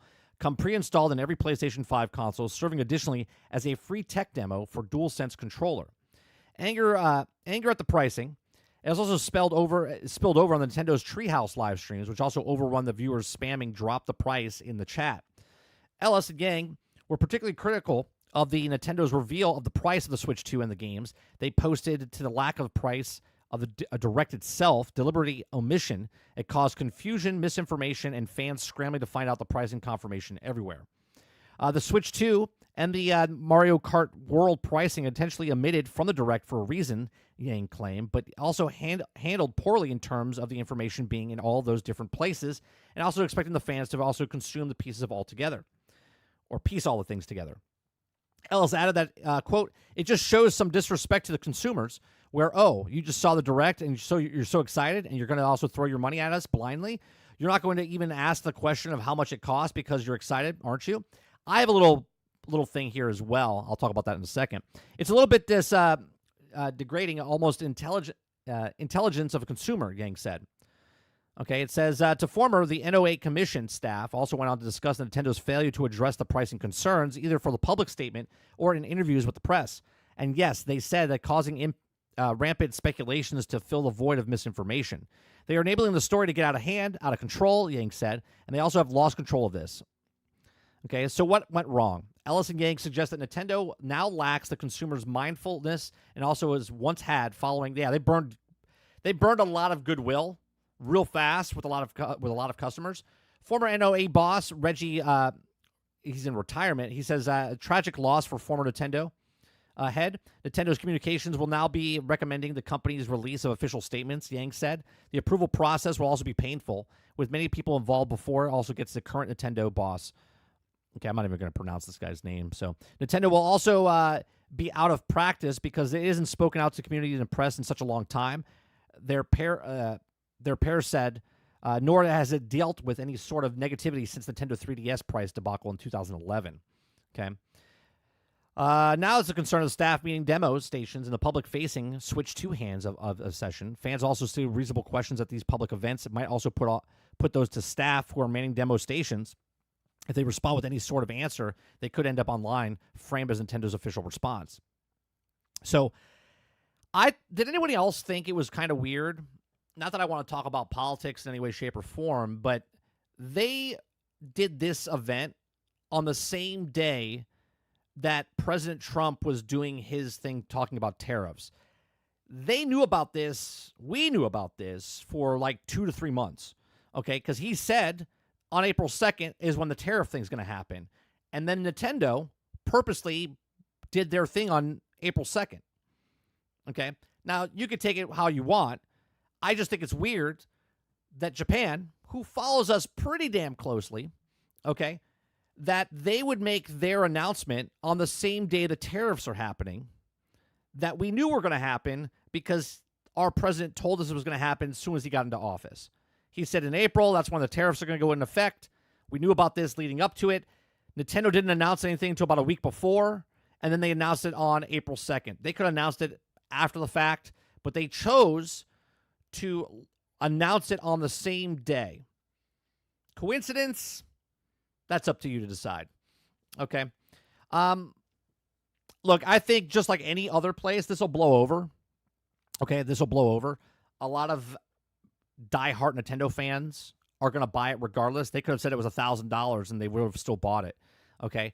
I think it's the price of the actual console is not the big thing. It's the price of the actual games that people are pissed about. Do people want the console to be a little less? Sure.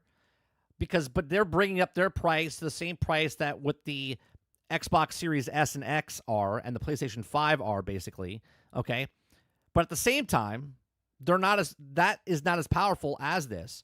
So now I want to know what's going to happen here, because the speculation, or not, that's not the word I'm looking for. The narrative that everyone was spinning before Nintendo even came out with the Nintendo Switch 2, the low man on the totem pole in the video game space was the Xbox Series S. People were talking about how developers didn't want to make a game for the lower tier Series S because it's just the lowest common denominator, and they weren't making games for the Nintendo Switch 1 because that was like technically not next gen, okay? But all of a sudden now, after the event last week, Nintendo is the low man on the totem pole now as far as it's as powerful, if not a little less powerful, of the Xbox Series S, okay? Is the low man on the totem pole. But yet all these third-party developers are now making games for that. Find that a little strange, right? Find that a little strange because obviously developers didn't want to make for Xbox because it was the potato. But now the Switch is the potato of this last gen because now it's up to the power of the lower end tier of what we have today. And yet people are okay throwing the money they are at it. They're okay saying that, yeah, I'm going to buy these games over on the Switch. It just feels a little strange to me that people using the S as the catalyst of third-party publishers don't want to make games for this system because of the technology in it. And yet now they're moving over to the Switch 2, which is lower than what we have here. Why do you think that is? I'll tell you why I think it is. Because Nintendo has 150 million consoles out there of the Switch, which is the third most popular console in the world.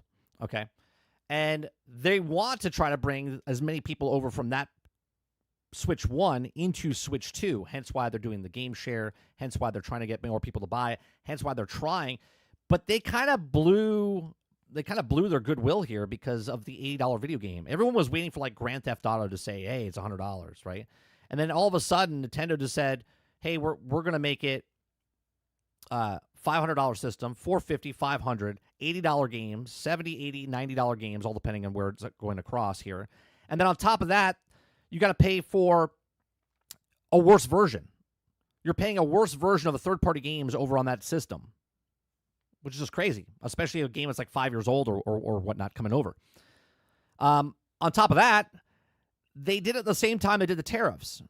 Now, I said in a video multiple times, I said I thought the price was going to be around $350 to $400. And it is cheaper in Japan for the one region version of the console, which it only has Japanese on it and nothing else. And they are giving a cheaper version over there. Yet over here, not only are we getting a $450 to $500, but it was also announced on the same day as the tariffs. And now people are looking at that saying, well, the tariffs. And then obviously they're blaming Trump for this, even though we already knew that it was going to happen. I just think it's kind of tone deaf by Nintendo. Crazy Uncle Nintendo does what Crazy Uncle Nintendo does. Crazy Uncle Nintendo. So Crazy Uncle Nintendo they're gonna put it and they're gonna sell units. People are gonna love their units because they're diehard Nintendo fans. But I think they've priced themselves out of this. And I said this on GXG this past week. I said I think a lot more people are going to go buy the older versions because they're going to get confused. Just like Xbox customers got confused during the holiday season between the Xbox Series S, X, and One. X and S, okay? Because there's the Xbox One S, Xbox One X, then there was the Xbox Series S, and the Xbox Series X. Now you have Nintendo Switch 1 and 2. I think you're going to have this complication of it's going to be like a blurry line of what sells. I think a lot of people are going to buy the older versions thinking that, they can get the newer versions. I think there's going to be a lot of stuff happening here, and Nintendo just kind of muckied the waters, not only with the price of the video games, but I think they've kind of priced themselves on the market with the handhelds, but I think they should have went on the lower end of the handhelds, right? I think they should have still stuck with the 350, 400. Obviously, they can do that considering that's how much it is in Japan. Now, obviously, I understand there's tariffs and taxes and all these other things that you have to come over with, but I think they did this on purpose. But these are just my thoughts. Let me know yours on the comment section down below. They could have announced this at any other time after the tariffs were being announced on April 2nd. Again, which we knew was going to be announced because Donald Trump has said that multiple times that on April 2nd. He didn't want to do it on April 1st because he didn't want people to think he was faking. Okay? So April 2nd we knew was the day. And yet, just a week before, Nintendo comes out and says that we're going to do a direct on April 2nd.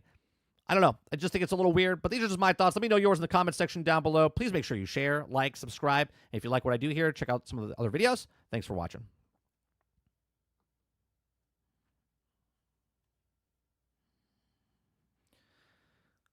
All right, let me see what you guys are saying here.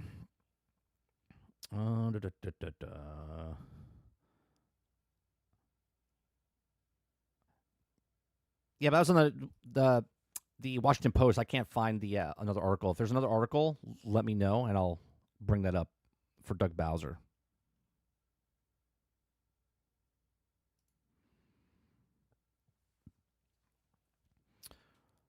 First 48 says, remember the good old CEOs that just say if you don't like it, don't buy it. Let's see. Crowded says their game prices are absolutely fucking insane. Yeah, I think it's just because what those games are and what we're getting, like, it doesn't make sense. It's a worse version. Like, obviously, their first-party title games are fine, right? But you're getting a worse version of those games on that system. And I guess if you're a Nintendo person, you never had those games on the system anyway. I don't know, it's just weird. You link me the new Discord or the new story on Discord? Okay.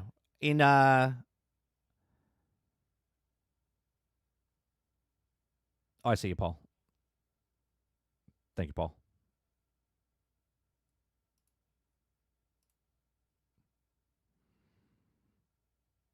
All right, we'll read that in a second.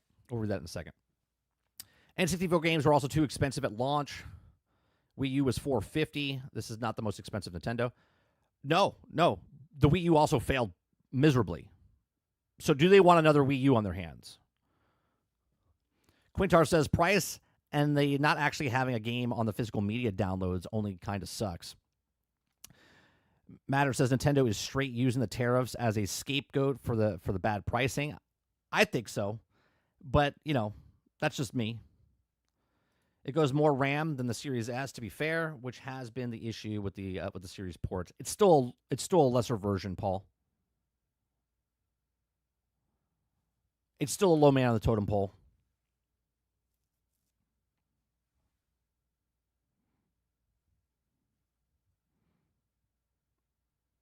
I doubt the Switch 2 will get many current gen third-party games. 2077 is the last generation game. Same with Elden Ring. Quintar says the Series S is not a mobile console. Sure, but you're paying for that. You're paying for the mobile device. There's other better mobile devices out there, and you don't have to pay $80 for the games. Now, obviously, Nintendo has a good brand, right? And the Mario games, they know they're going to sell.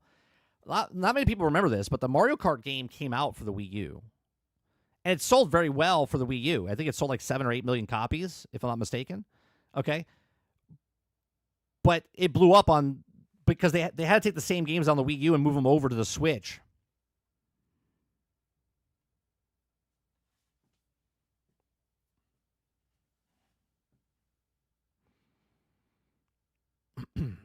Imagine if Xbox did that in the U.S. It's $350 for the Series X and $500 international. That would be said. Oh, what would be said?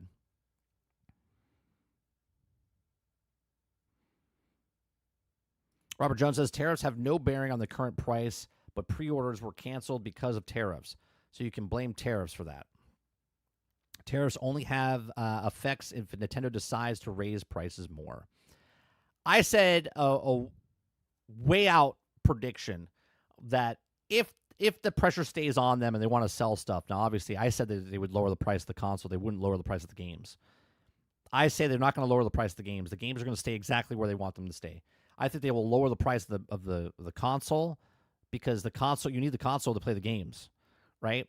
So they would rather you buy the system for cheaper and then pay for the $80 games. They'll make that money back. Nintendo will also be the blame for every game now that bumps up to 80, 90. It'll also be a generation of bad press. Yeah, I mean, it could. Because they did it, then all of a sudden Grand Theft Auto comes out and they say they do 90 to 100.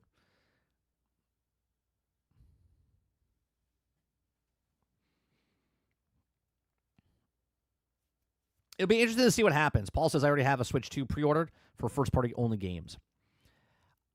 I can't justify it. I have to wait for a couple of games to come out from Nintendo before I can order it and pay for it. You know what I mean?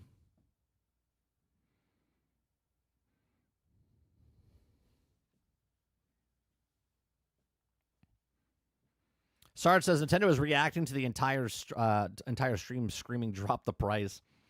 Can't defend the games. Completely agree that the price should be lower for the console and games. I don't think they'll lower the games. I honestly don't.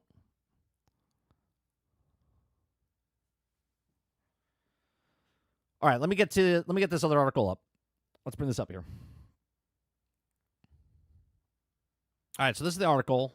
Nintendo addresses the Nintendo Switch 2 game price. If you guys like what I do here, we do this Monday through Thursday from 10 o'clock in the morning till noon Eastern. If you like it, hit that like button, hit that subscribe button. If you'd like to go above and beyond that, become a member as little as $5. Okay, I give you my thoughts and opinions based on the article that we read, and then you guys can give me your thoughts and stuff off of that as well. All right, so Nintendo addresses the Nintendo Switch 2 game price. Since April 2nd, the big Nintendo Switch 2 showcase talk surrounding the new console hasn't been about the features, specs, or even the release date. Rather, the focus has been on the price of Nintendo Switch 2 itself, as well as in some cases more of its game prices. Now, as the new interview with IGN, Nintendo's defending decision to charge $80 is more in some regions for its first-party titles. During a sit-down with IGN, Nintendo America Vice President, Product of Player Experience, Bill Trinan, has asked about the pricing decision by the company. Right off the bat, he justified the decision to charge $80 for Mario Kart World due to the game's value to players. Right, well, we already knew this, right? It's the most popular game. It sold 67 million copies, 60 million on the Switch, 7 or 8 million or whatever it was on the Wii U. Of course, they're like, yeah, we hit over this mark. Grand Theft Auto is going to do the exact same thing, okay? They're like, yeah, we know it's going to sell, so we're going to ask the price. He says, I would say, quote, I would say it's less about the strategy of pricing of Mario Kart World. It's more just whatever we look at a given game.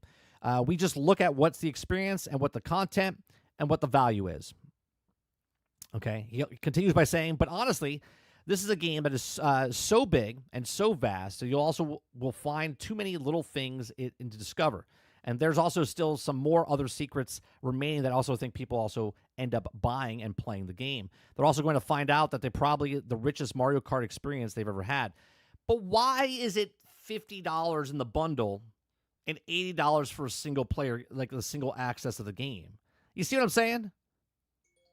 It's $80 by itself, but $50 for the console. Or with the console, I should say. I understand it's a bundled price, but come on now. So on the topic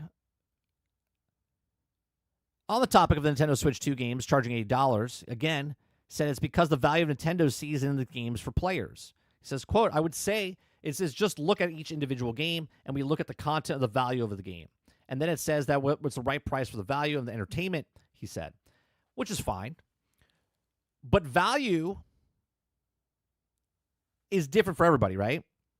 So, for instance, Starfield, which is a vast game, or No Man's Sky is a vast game. What game do you think would have more value or because of the size of the game? No Man's Sky with 18 trillion planets selling for $40? Or Mario Kart with 24 characters and, 26 maps or whatever it is for $80? You see what I'm saying? Like, obviously, the value is different for all of us. If you think it's worth $80, then it's worth $80. If you don't think it's worth $80, then it's not worth $80. I just think it's weird to say that because of the size of the content that we look at and the value of the game. Okay. He continues by saying what would probably counter to some of that is that really we want looking at for the Nintendo Switch 2 edition. That's the physical price for somebody that also has not bought the base game for somebody who also bought the Tears of the Kingdom or Breath of the Wild or upgraded packs of these for $10. And if you happen to be a Nintendo Switch Online Plus expansion pack, which is $50, both the Zelda upgrade packs are inclusive within the membership. So there's no additional charge for those, right? Make the problem, sell the solution. If you want the upgrade for Zelda, it's $10. But if you also have, whatever other games, if there's like at least 5 games that you own on the Switch, you're going to upgrade all those games, it would cost you $50. But if you just pay for online, it covers all of those. So it gets for free, right? It says, but I also think overall, our general approach is really just focus on what's the content, what's the value, and what's the appropriate price based on that. Regarding the $450 price of the console itself, said that he also due to what the cost of producing the system alongside the value it brought to the players. IGN made it clear that the interview took place prior to Nintendo's pulling pre-orders in the United States, leading to speculation that the cost of the system could go up. What do you think Nintendo's response regarding the price of Nintendo Switch 2 games? Let us know in the down below. See, this is another problem I have is that obviously in Japan, because it's not made in Japan, by the way. The system's not made in Japan. I believe they're all made in Vietnam, if I'm not correct, right? Someone double check me on that. But I'm pretty sure maybe they make them in Japan and they also make them in Vietnam, because they did this from years ago when Trump was also back in office, that they started making systems there to not pay the big tariffs and whatnot. So But I'm pretty sure that they're made in Vietnam. And if they're made in Vietnam and they're shipping them over to Japan, they would have to pay a price over there as well. But they're giving it to them for 340, 400. And over here, they're now they might think about raising the price to like 600, which I think if Nintendo is dumb enough to do that, then obviously they're going to sell them, but they're not going to sell a shit ton of them. And if they're okay just selling to the core base and that's it, then I guess why not? You know what I mean? I don't know. I find it just odd that you're $80. I get it. The market bears what the market bears. They know that there's Mario Kart fans out there, 67 million of them, and they're going to make their money off of it. And then if they decide to, if the 1%ers buy the console for the higher price, buy the games at the higher price, and then they lower the price later on the consoles, then that would be fine, right? The people that want the stuff early are going to pay more, just like any other product ahead of time.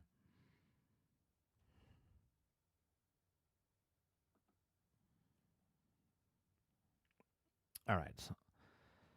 Let's see.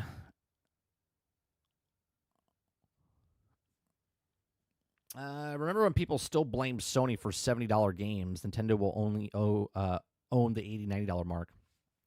It's called Sky Oblivion. There's two of them. There's Sky Oblivion, there's the Oblivion remake that they're supposedly making. Argus says, so the excuse is a lot of people like it and they bought it, so they should charge more because it benefits them.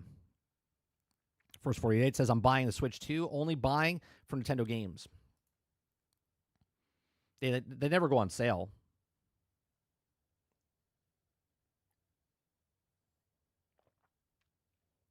I never have to buy another game again.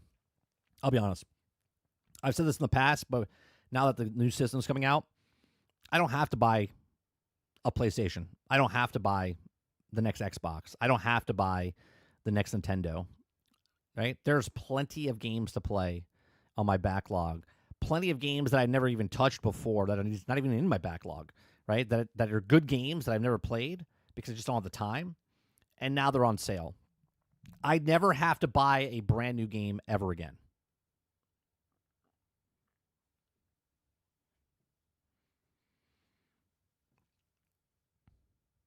Aren't bundles usually cheaper? Sure, but what I'm asking, Jones, is that usually when a game is selling for $80, but yet they're willing to give it up for $50, that means they're either losing the price off the game system itself, which means the system itself is really not that price, or the game's really not that price. They're still making money off the $50 version of the game. Remember, these are all digital games now.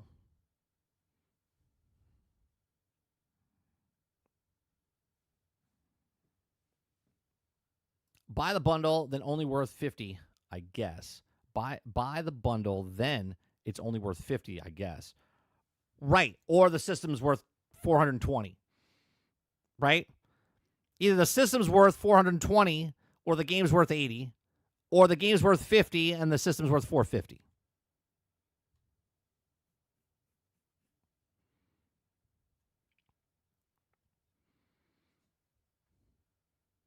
Oh, yeah, we already know. It already says the digital version.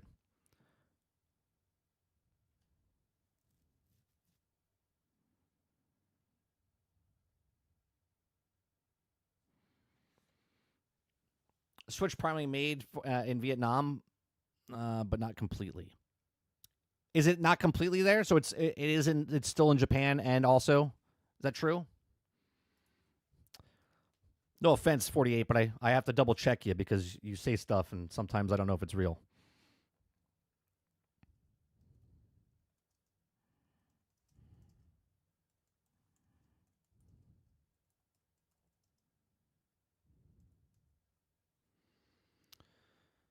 Nintendo consoles include Nintendo Switch are manufactured in China, Vietnam, and Cambodia.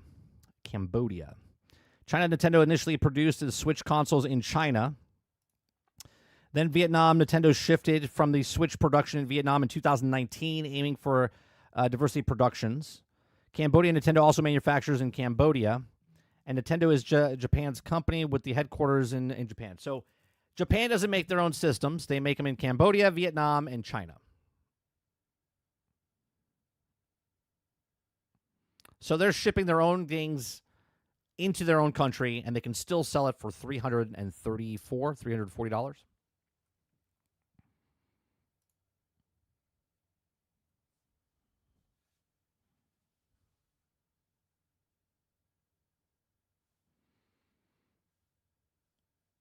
Elden Ring is running at 1080p 30, and you're paying $70. You're paying for a worse experience over there. Crowded says, I could live in Vietnam for 10 years for $600.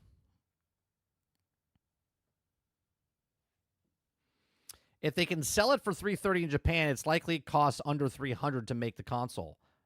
Correct. But that's my point, Paul. If they can sell it over there for that cheap, and yet they're selling it over here for $450, $500, this is why I think they could lower the price. And I think they will lower the price. In my prediction, that if they do fall back on stuff, right? Take the tariff talk out of the equation, okay? Take the tariff talk out of the equation. If they decide that, all right, well, we really don't want to lose money on the games, right? I don't think they're budging on the games. They don't go on sale. They said $80 for the video games. They mean $80 for the video games. They will eat the cost if they're losing money, right? Because back in the day, they used to lose money on the consoles, right? Now they're profitable on the console. I think they would be willing to lose money on the console because if you drop this price below $400, I'm telling you, man, the Switch is flying off the shelf and people don't give a shit about the $80 games. If you get the console below $400, people are buying the console and not giving two shits about the video games. And when I mean don't give a shit about the video games, I mean they don't give a shit about the cost of an $80 video game.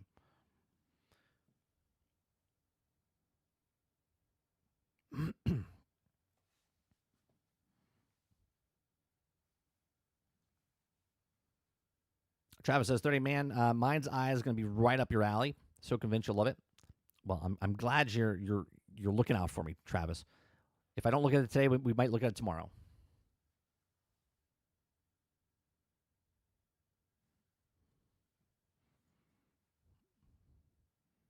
Crowded says, I have some intriguing American to tell these companies to shove it up your ass for once.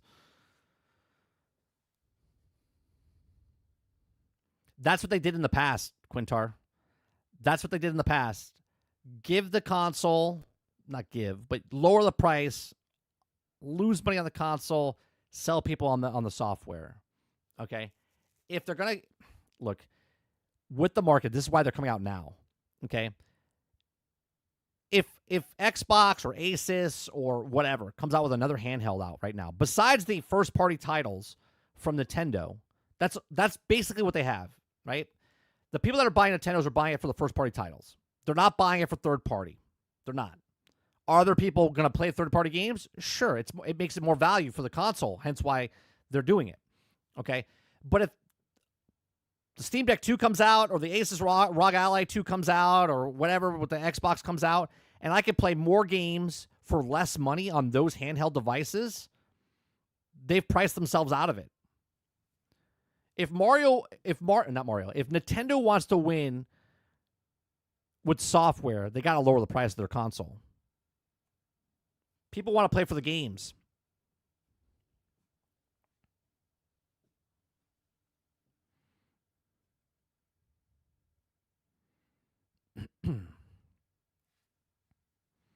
Any game Travis glazes should be approached with caution. That's what Kresge says all the time. It's like, if Travis has interest in it, then I'm out. Quinto says, yep, this is why I buy Nintendo, for the first party games. Right, and they know that. They know that, and I understand it. I'm just looking at it going, okay, so let's say Mario Kart's the only game coming out, and then you have to wait 4 months for the next first party title game to come out, like the actual next first party title game, not an upgraded version. Personally, I can't justify buying a $500 system for Mario. Obviously, if I'm going to get Mario Kart, it's stupid if you're going to pay $450 and then pay it separate for $80. That's just idiotic, okay? So obviously, you're going to buy the bundle for $500 and save yourself $30. Then you have to wait, right? Now you're playing Mario Kart, and let's say Zelda comes out 5 months from now, then you pay $80 for that, and then you have to wait another 4 months or whatever for the next first-party game that's coming out for Nintendo. I would rather wait a year. 1 year. Because Mario Kart's still going to be there, right? All of these games are still going to be there. It's not like I have to play them. So I'll just wait. I'll just wait for them to either come out with a second-tier Xbox Switch 2, or I'm sorry, Xbox Switch 2, Nintendo Switch 2 OLED, and then all of a sudden I buy the older version for cheaper price. I don't need to get it. I think they're gonna have shell shock. I do. Because the younger kids aren't gonna buy the games and the parents buy the games. Right? Parents buy the system. So yes, are people gonna buy the systems that are older in their mid-30s, 40s? Yeah. Yeah, they are. Right? That's the 1% to 5% people that are Nintendo fans that are gonna buy it right off the bat. That's any product that comes out. But everybody else that has a Switch 1 or is looking to get a Switch 2, they're just going to wait because there's not enough value there yet.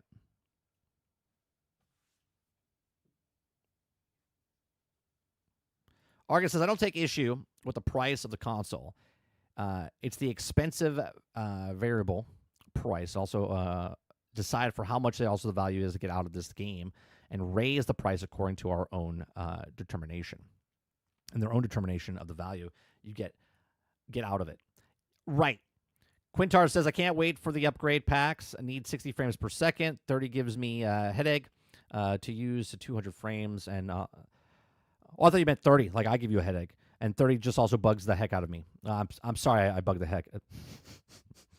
Sorry I bugged the heck out of you, Quintar. I thought you were talking about me. Yeah, most people only buy one console. They also could buy hundreds of also games. Right, Jones. Yeah.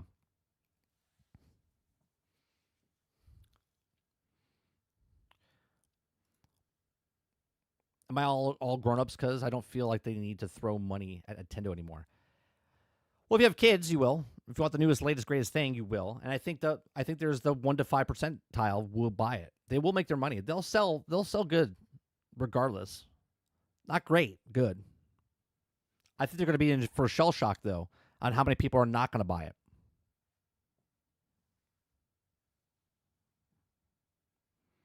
First says, I think America's going to get a price hike on it. And they're just going to say, deal with it. And we'll see how that turns out.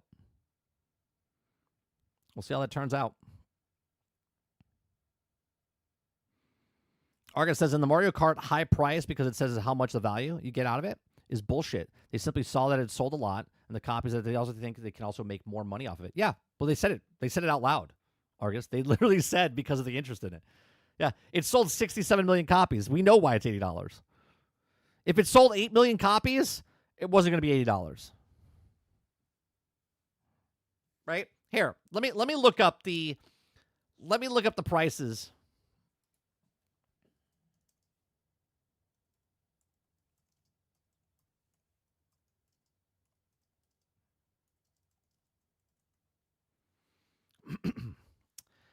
Okay. So we have Wii Sports, 82.9 million because they bundled it, right? Super Mario Brothers, 40 million. Mario Kart 8 Deluxe, 67.35 million. Animal Crossing New Horizons, 47.44. So of course they're going to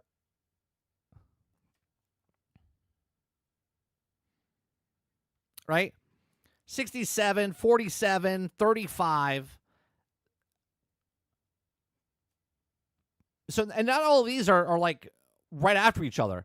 So let's see: Mario Brothers, Kart, Animal Crossing, Smash Brothers, Legends of Zelda, Super Mario Odyssey, Pokemon. That's, well, let me move one over here and take one down. That's 7 games. 7 games. 7 first-party title games that. What do you think that's going to take? What, are they going to come out with all those in the first year? Probably not.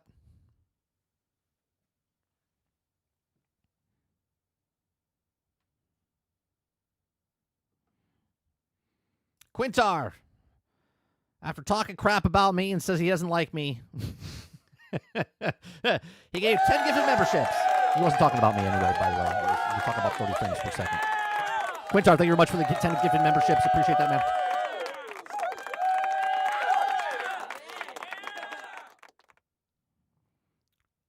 Jason says, if 60 million bought Mortal Kombat 8, they will buy Worlds. That's right. Z says, at these prices, it's going to be much easier and better to offer to maybe find a Switch to in good shape at the pawn shop. Right.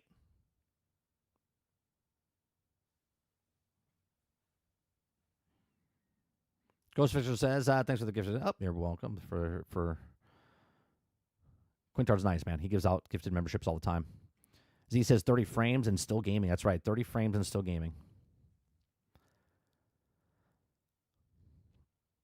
Nintendo's saying same thing right now about Mario Kart price. Rockstar have been saying GTA 6 price per hour. Yeah, per hour. Remember that Zaslav said that they want to charge per hour. And EA's over here saying they're going to charge per bullet. Like it's a goddamn... When you're vulnerable and you're out of ammo, we're going to charge you for bullets. Like, what?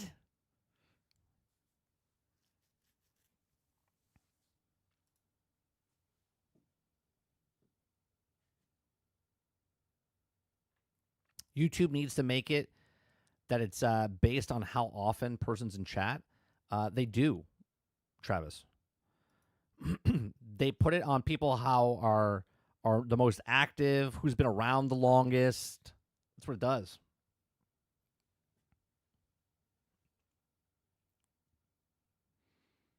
Travis is upset he didn't get one.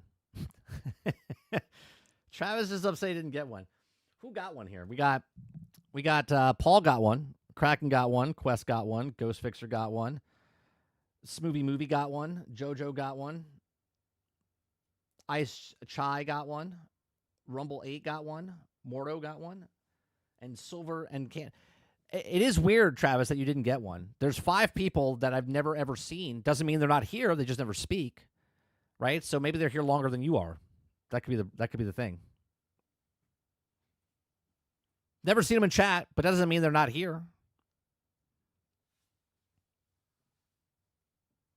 Argus says, I'm just going to go, if I get the console, I'm just going to go use physical copies of the Switch games for half the price on Facebook Marketplace. Fuck Nintendo for this retarded shit.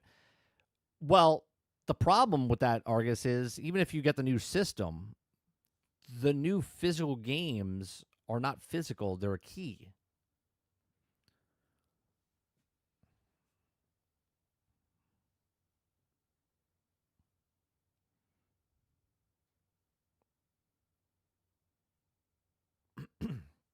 I wonder how that's going to work out. How's that going to work out?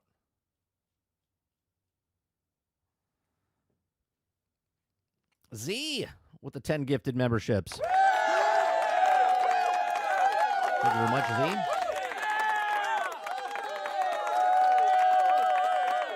And Travis still didn't get one. Yeah, that's how it works out. That's called karma. That's called karma.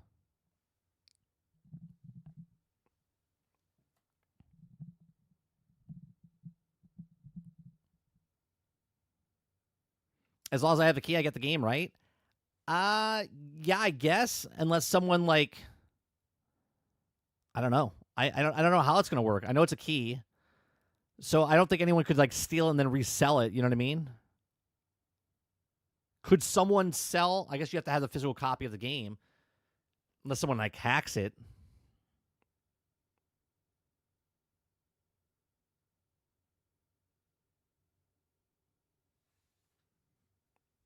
Karma isn't real. My Name is Earl was a great show. It was a great show.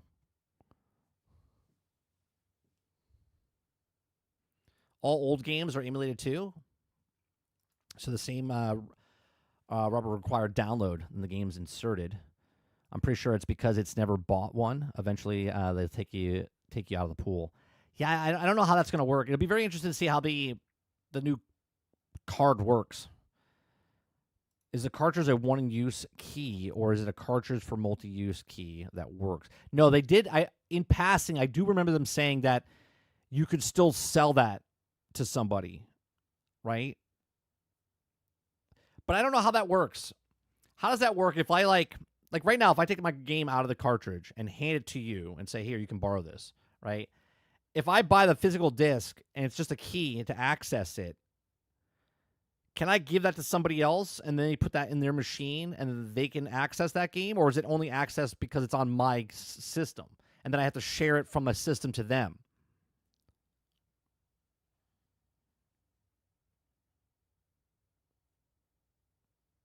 See, the way I'm thinking of it is that if I buy the physical card, it accesses on my thing, it downloads the game on my device, right?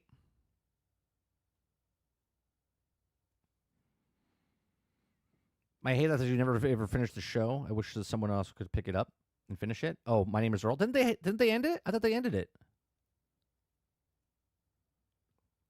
Paul says yes. Yes, you can share it. It's like COD with the 10 megabyte file on the disk. You can just sell it. Okay.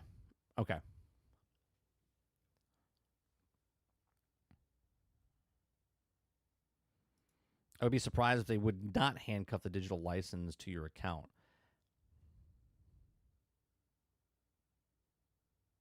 You download the game, but the game still needs to be in the console. Right. That physical card needs to be in the actual console. So if I sell that card to you, Paul, right? You insert that into yours, I can no longer access it on my Switch 2. But now you can because I sold you the actual key to it.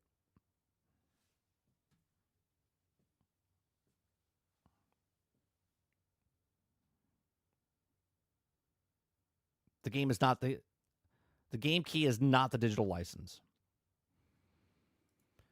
Travis says, 30, to be honest, this is a revenge for your pointing out that that you loved Hardline. You're getting revenge with the memberships.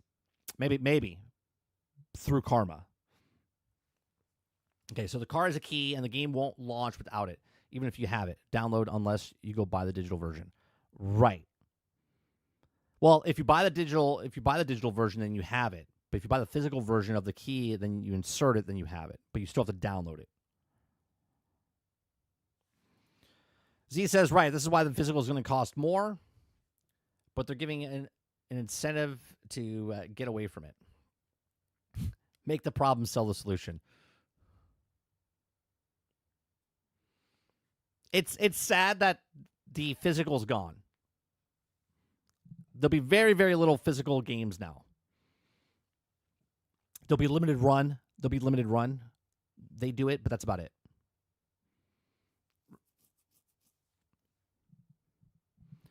The people that make the argument that games used to cost $80, $90 back in the day, those are two, and we talked about this last week. Like those were like there was like hardware inside the actual cartridges and stuff back then. Okay, now it's just digital. That's why it costs so much to make those. That's why they only made a certain amount of them. That's why collectors run around like these conventions to try to find the whole list of video games for like the old Nintendo systems. It's not like you just make a new one, right? You have to solder the board into the actual thing. You have to make the game.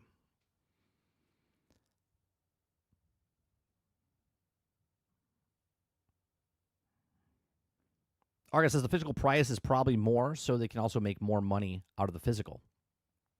Copies that also get resold and also make no more money. Right. They figure like, well, they sell it for an extra 10. At least Nintendo's actually doing what they said years ago. They said, oh, well, we're going to go digital, so it'll be cheaper. Well, they did. They raised the price of physical, and they made the cheaper one the digital.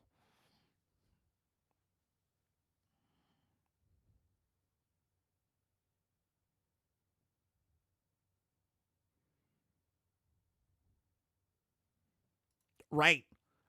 Right, 48. Jason says some Switch games already released with just a code and an empty box. So this isn't anything new. Well, I mean, it is because it's a physical disc. You could share it still. I mean, it is. It's not new, Jason. It's just a new way of doing it. I mean, obviously, digital's been around for like 5, 6, 7 years now. 2018 is when it switched from like, what was it, 20%? It's like it was 2080, and then it swapped from 18 to 19 to 80-20.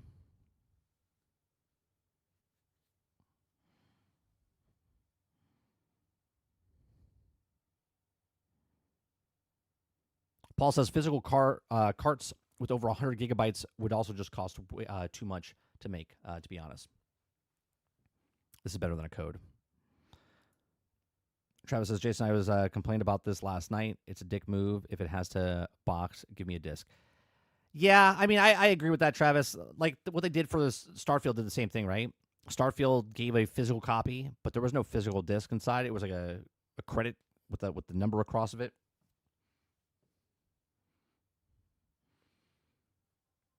It's a way of the old stuff, man. The old stuff is going bye-bye. And we said this before. People are like, I mean, I think, Travis, when you first got into the channel 2 years ago, you said you're always going to buy physical. You're always going to buy physical. And I think we said it to you. We said until you can't. Right? And I said that they'll never go away completely.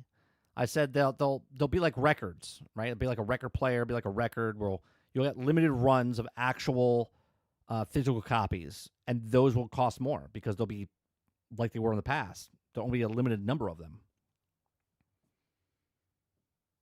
Right? When the industry decides they don't want to make any more physical copies, then all of us are stuck.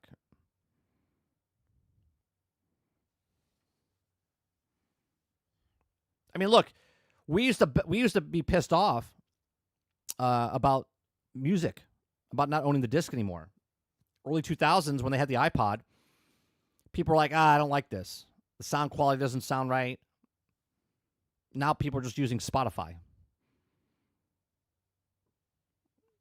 They don't care. Very few people buy actual music anymore on discs.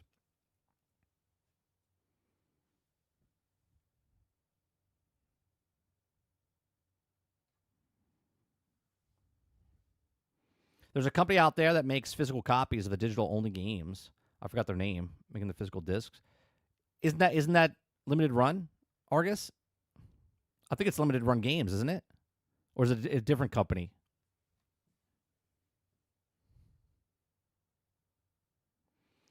Like Super Mario 3D All-Stars Nintendo did limited run for Switch, is now outrageously overpriced. Yeah, well, that's limited because there's only like 1,000 made or whatever it is. Yeah, when you go to the shows, like when you see a physical, like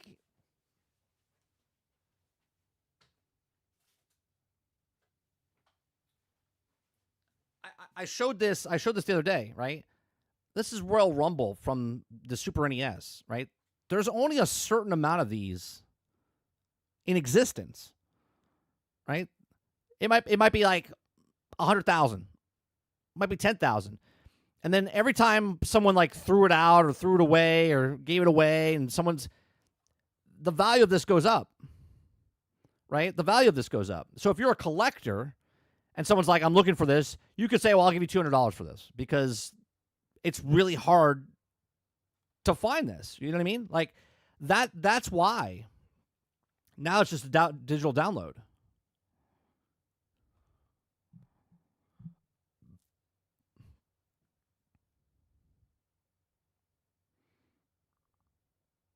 Like if someone said, like, you're not going to pay for this, but if you're looking for this, right? And someone said, it's going to cost you $150 for this. Someone's going to look at this and go, oh, what a steal. What a steal. Because the value of this is it's very hard to find, right? Still got the plastic cover, right? Where other people, like, there's no secondhand market now for new games. GameStop's done. That's why they're changing their mentality, right? This is the last system that you'll find a secondhand games going to the thing. When you go there now, you can't find, very rarely can you find a Xbox or a PlayStation used copy of something. They're less and less because more people are buying digital. They're there, but it's going to be very hard to find. Dude says I have all my Super NES games. We have all our Super NES games. We have all our Nintendo games. We have all our 64 games. All the Nintendo stuff we have. I have all my old 360 Xbox games, Sega Genesis, Dreamcast, PlayStation 1s and 2s. I got all the systems here, but I don't have all the games over here.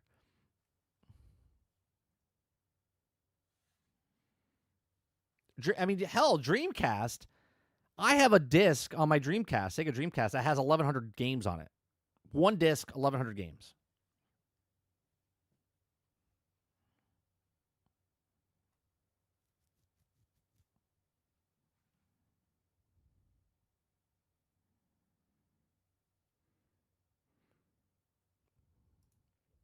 All right. Let's see what's happening on Twitter real fast.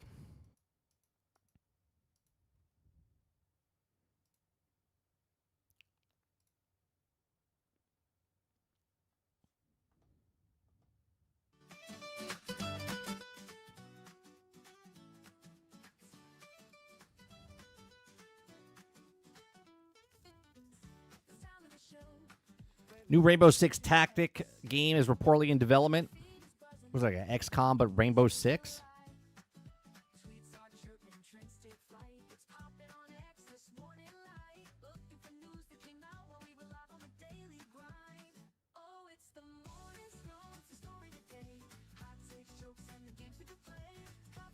Why am I seeing Gambit all over my Twitter feed?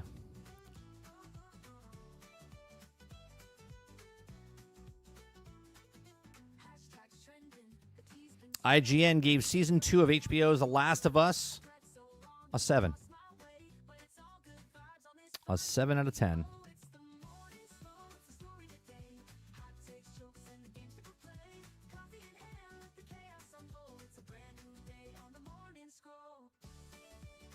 Oh, look at this. Perfect account or a perfect story just popped up in my feed. Nintendo Switch 2 game key cards won't be tied to your account. There you go.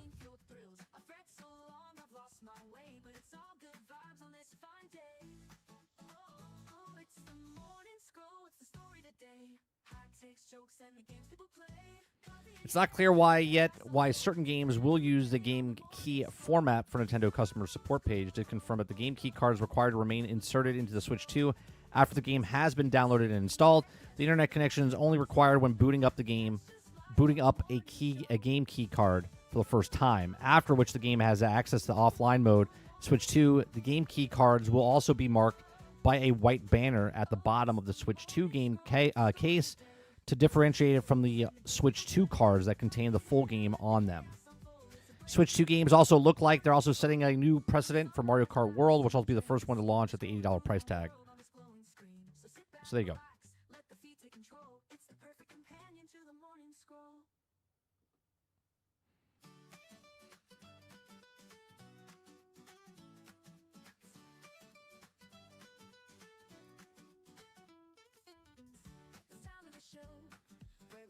What is this? Nintendo carefully choosing worst possible format to store their video games. This is a good meme. This is a good meme.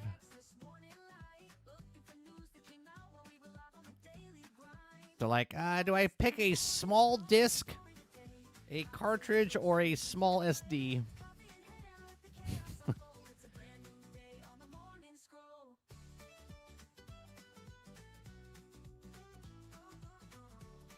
Skilla played Marathon. Well, if people played Marathon and they start talking about it and showing it, we can look up that stuff tomorrow.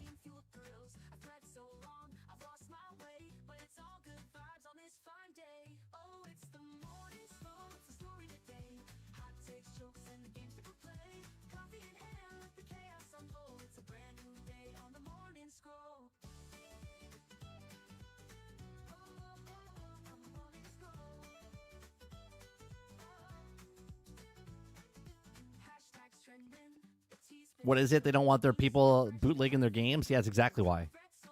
But they do it anyway.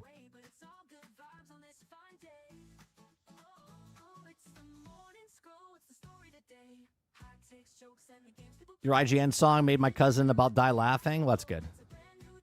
I'm glad it got someone to laugh. Switch 2 won't have achievements. Nintendo has confirmed. Uh-oh. Uh-oh. Those of you that are achievement hunters will not have achievements. These sons of bitches.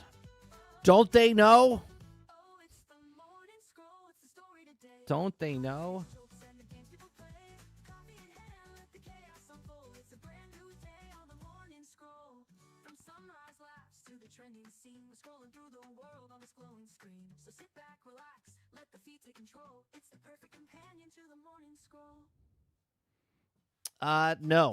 No. Those people, Travis, they like to write stuff. They never come back. And then the people that do come back, they get bored real fast. Because if you don't engage with them, they walk away.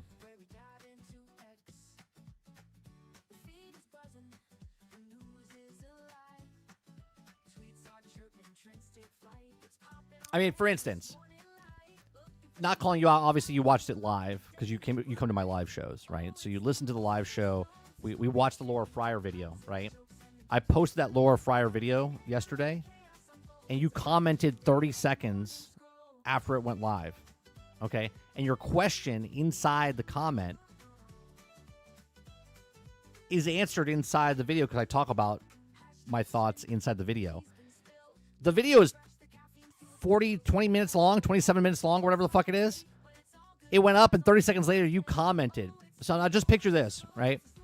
The reason I'm bringing you up is now there's people like that didn't watch the live show. They haven't been here during the live show. So they just post without actually watching the video. And they think that they're saying something so awesome and so important. But when I read it, I'm like, well, they didn't watch the video. I know they didn't watch the video because of what they're asking. So I won't comment to them. Because why am I going to comment to them when I know they didn't watch the video in the first place? They see a title, and they think that's the title. And that's the answer.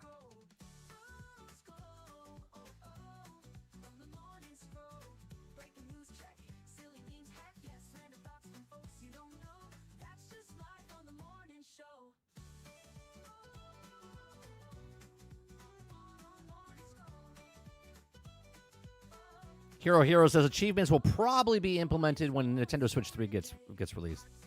Yeah, they'll backwards catalog it.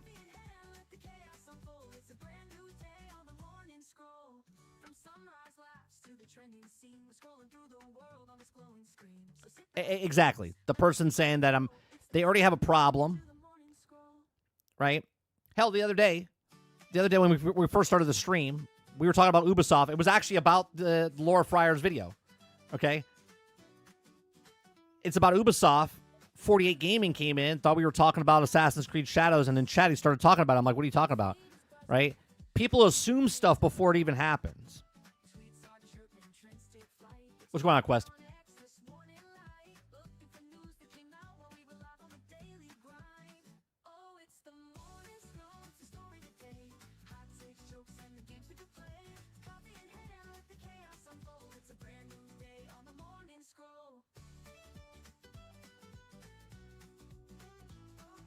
The people that actually watch the video after the fact and put a comment based on what they say, I'm like, oh, okay, they've watched the video. Sometimes I'll ask them, did you even watch the video? And they never get back to me. Either they're not looking at the question or they didn't really care about a response anyway. No, you're good, Gaming. I'm just saying, just an example. People don't watch or listen. They just assume stuff, right? I don't mean to call you out to be like, I'm saying like, you saw Ubisoft and you thought automatically because on YouTube, everyone that talks about Ubisoft is talking about Assassin's Creed Shadows. You know what I mean? Instead of talking about Ubisoft, the company itself. That's not really your fault. That's just what you're conditioned to when you go to YouTube.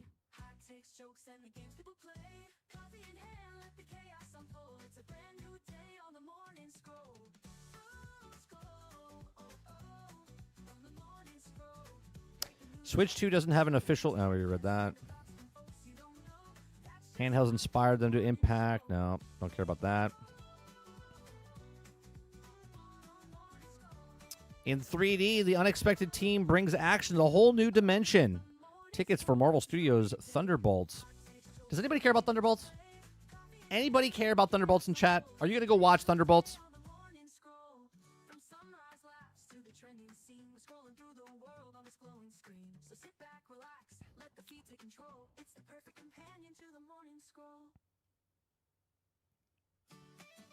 Okay, Paul wrote an article on Marathon.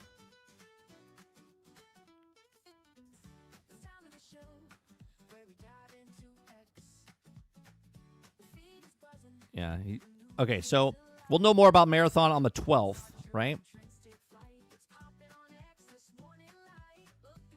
April 12th at 10 a.m., 1 p.m. Pacific, or 1 p.m. Eastern. So I won't be live then.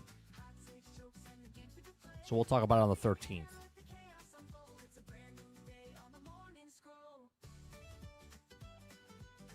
Waterbird says, I am. Looks interesting. I'm not interested at all. It's got to sell me on it. I don't know. Maybe if I hear some good things about it, Water, if you guys start talking about it, maybe I'll go to the theater and watch it. I'm not watching it opening night.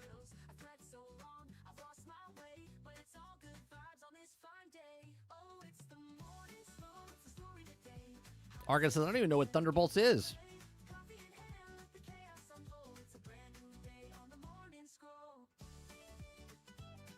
Robert Jones says on Disney Plus in 2 years. Now, come on, Jones. We all know it's not 2 years. You meant to put 2 weeks, right? Or 2 months? You're not going to have to wait 2 years for that. Come on. That'll be on Disney Plus before Fantastic Four comes out.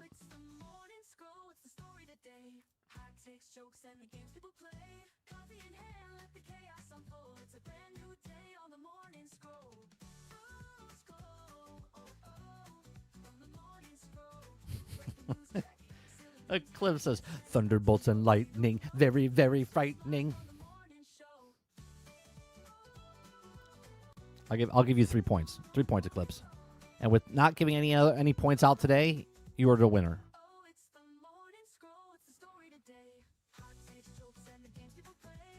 2 years. 2 years is when I will care about it. Oh, so have you watched Love and Blunder yet? Have you seen that? When did that come out? When did that come out? Did that come out?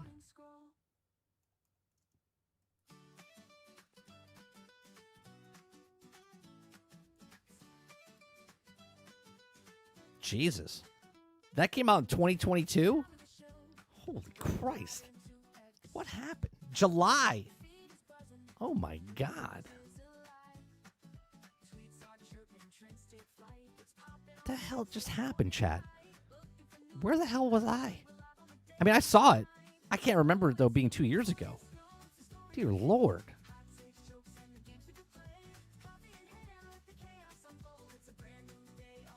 That was 2 years ago? That means Jones is going to watch it this weekend.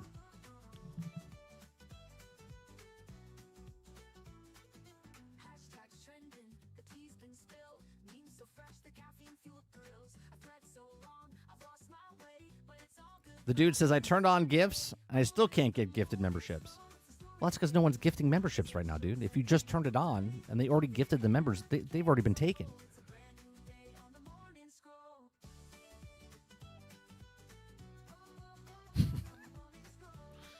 It doesn't just miraculously just happen out of the blue. Just like, oh, I've been waiting here to get a gifted membership, and it's not happening. Well, that's not how that works.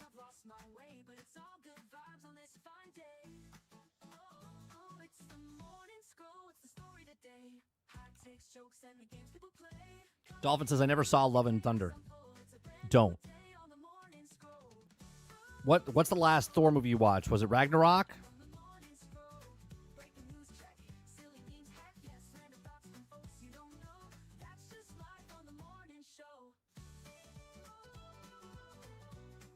You just keep that thought in your process of if it was Ragnarok, then leave it there.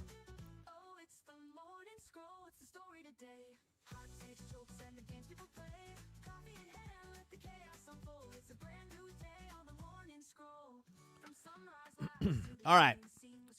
That's going to do it for me this morning, this afternoon. this evening, wherever you are in the world. We'll be back tonight, 8 p.m. Eastern. We're going to play a game over on 30 and Still Gaming. If you want to hang out while we play a game, come on out tonight, 30 and Still Gaming. That's our other channel. You can watch this after the fact. I have to edit it a little bit because we showed the Tron trailer earlier.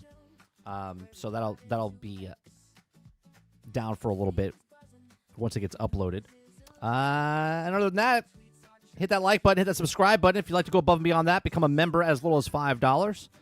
You can also come back tomorrow morning. We'll be here Monday through Thursday from 10 o'clock in the morning.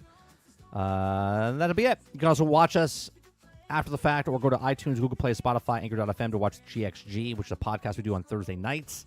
And then we also have another channel called Nerding with 30. Go check out all our channels. Or if you like to listen to the music that we do, some of the music's up there. I think we have like 13 tracks over on 30 and Still Jamming. Appreciate it very much. You guys have a great rest of your day, and I'll see you guys in the next one. Peace.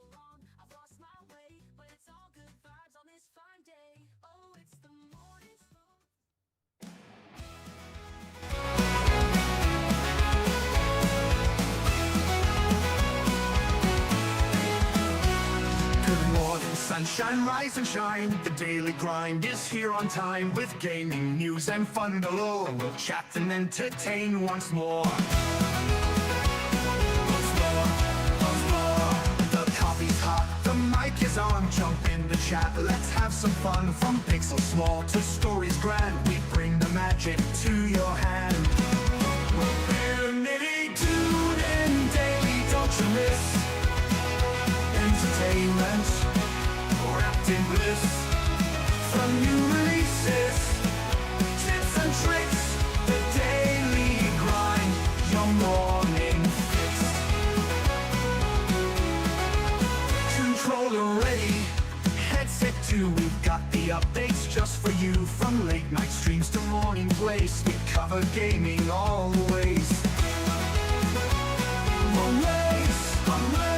Controller ready, headset too, we've got the updates just for you. From late night streams to morning plays, we cover gaming all the ways. Laughs and news, our winning blend, the show with you, our dearest friend. Comments rolling, chats alive, the daily grind, 5-star vibe. Tune in daily, don't you miss entertainment wrapped in bliss. From new releases, tips and tricks, the daily grind, your morning fix.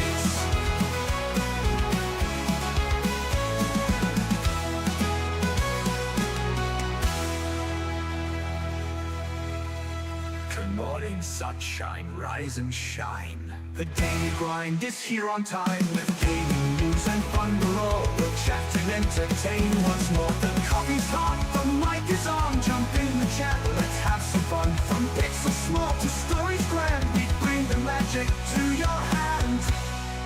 Tune in daily, don't you miss entertainment wrapped in bliss. From new releases, tips and tricks, the daily grind, your morning fix. Come on in, your morning fix. Your morning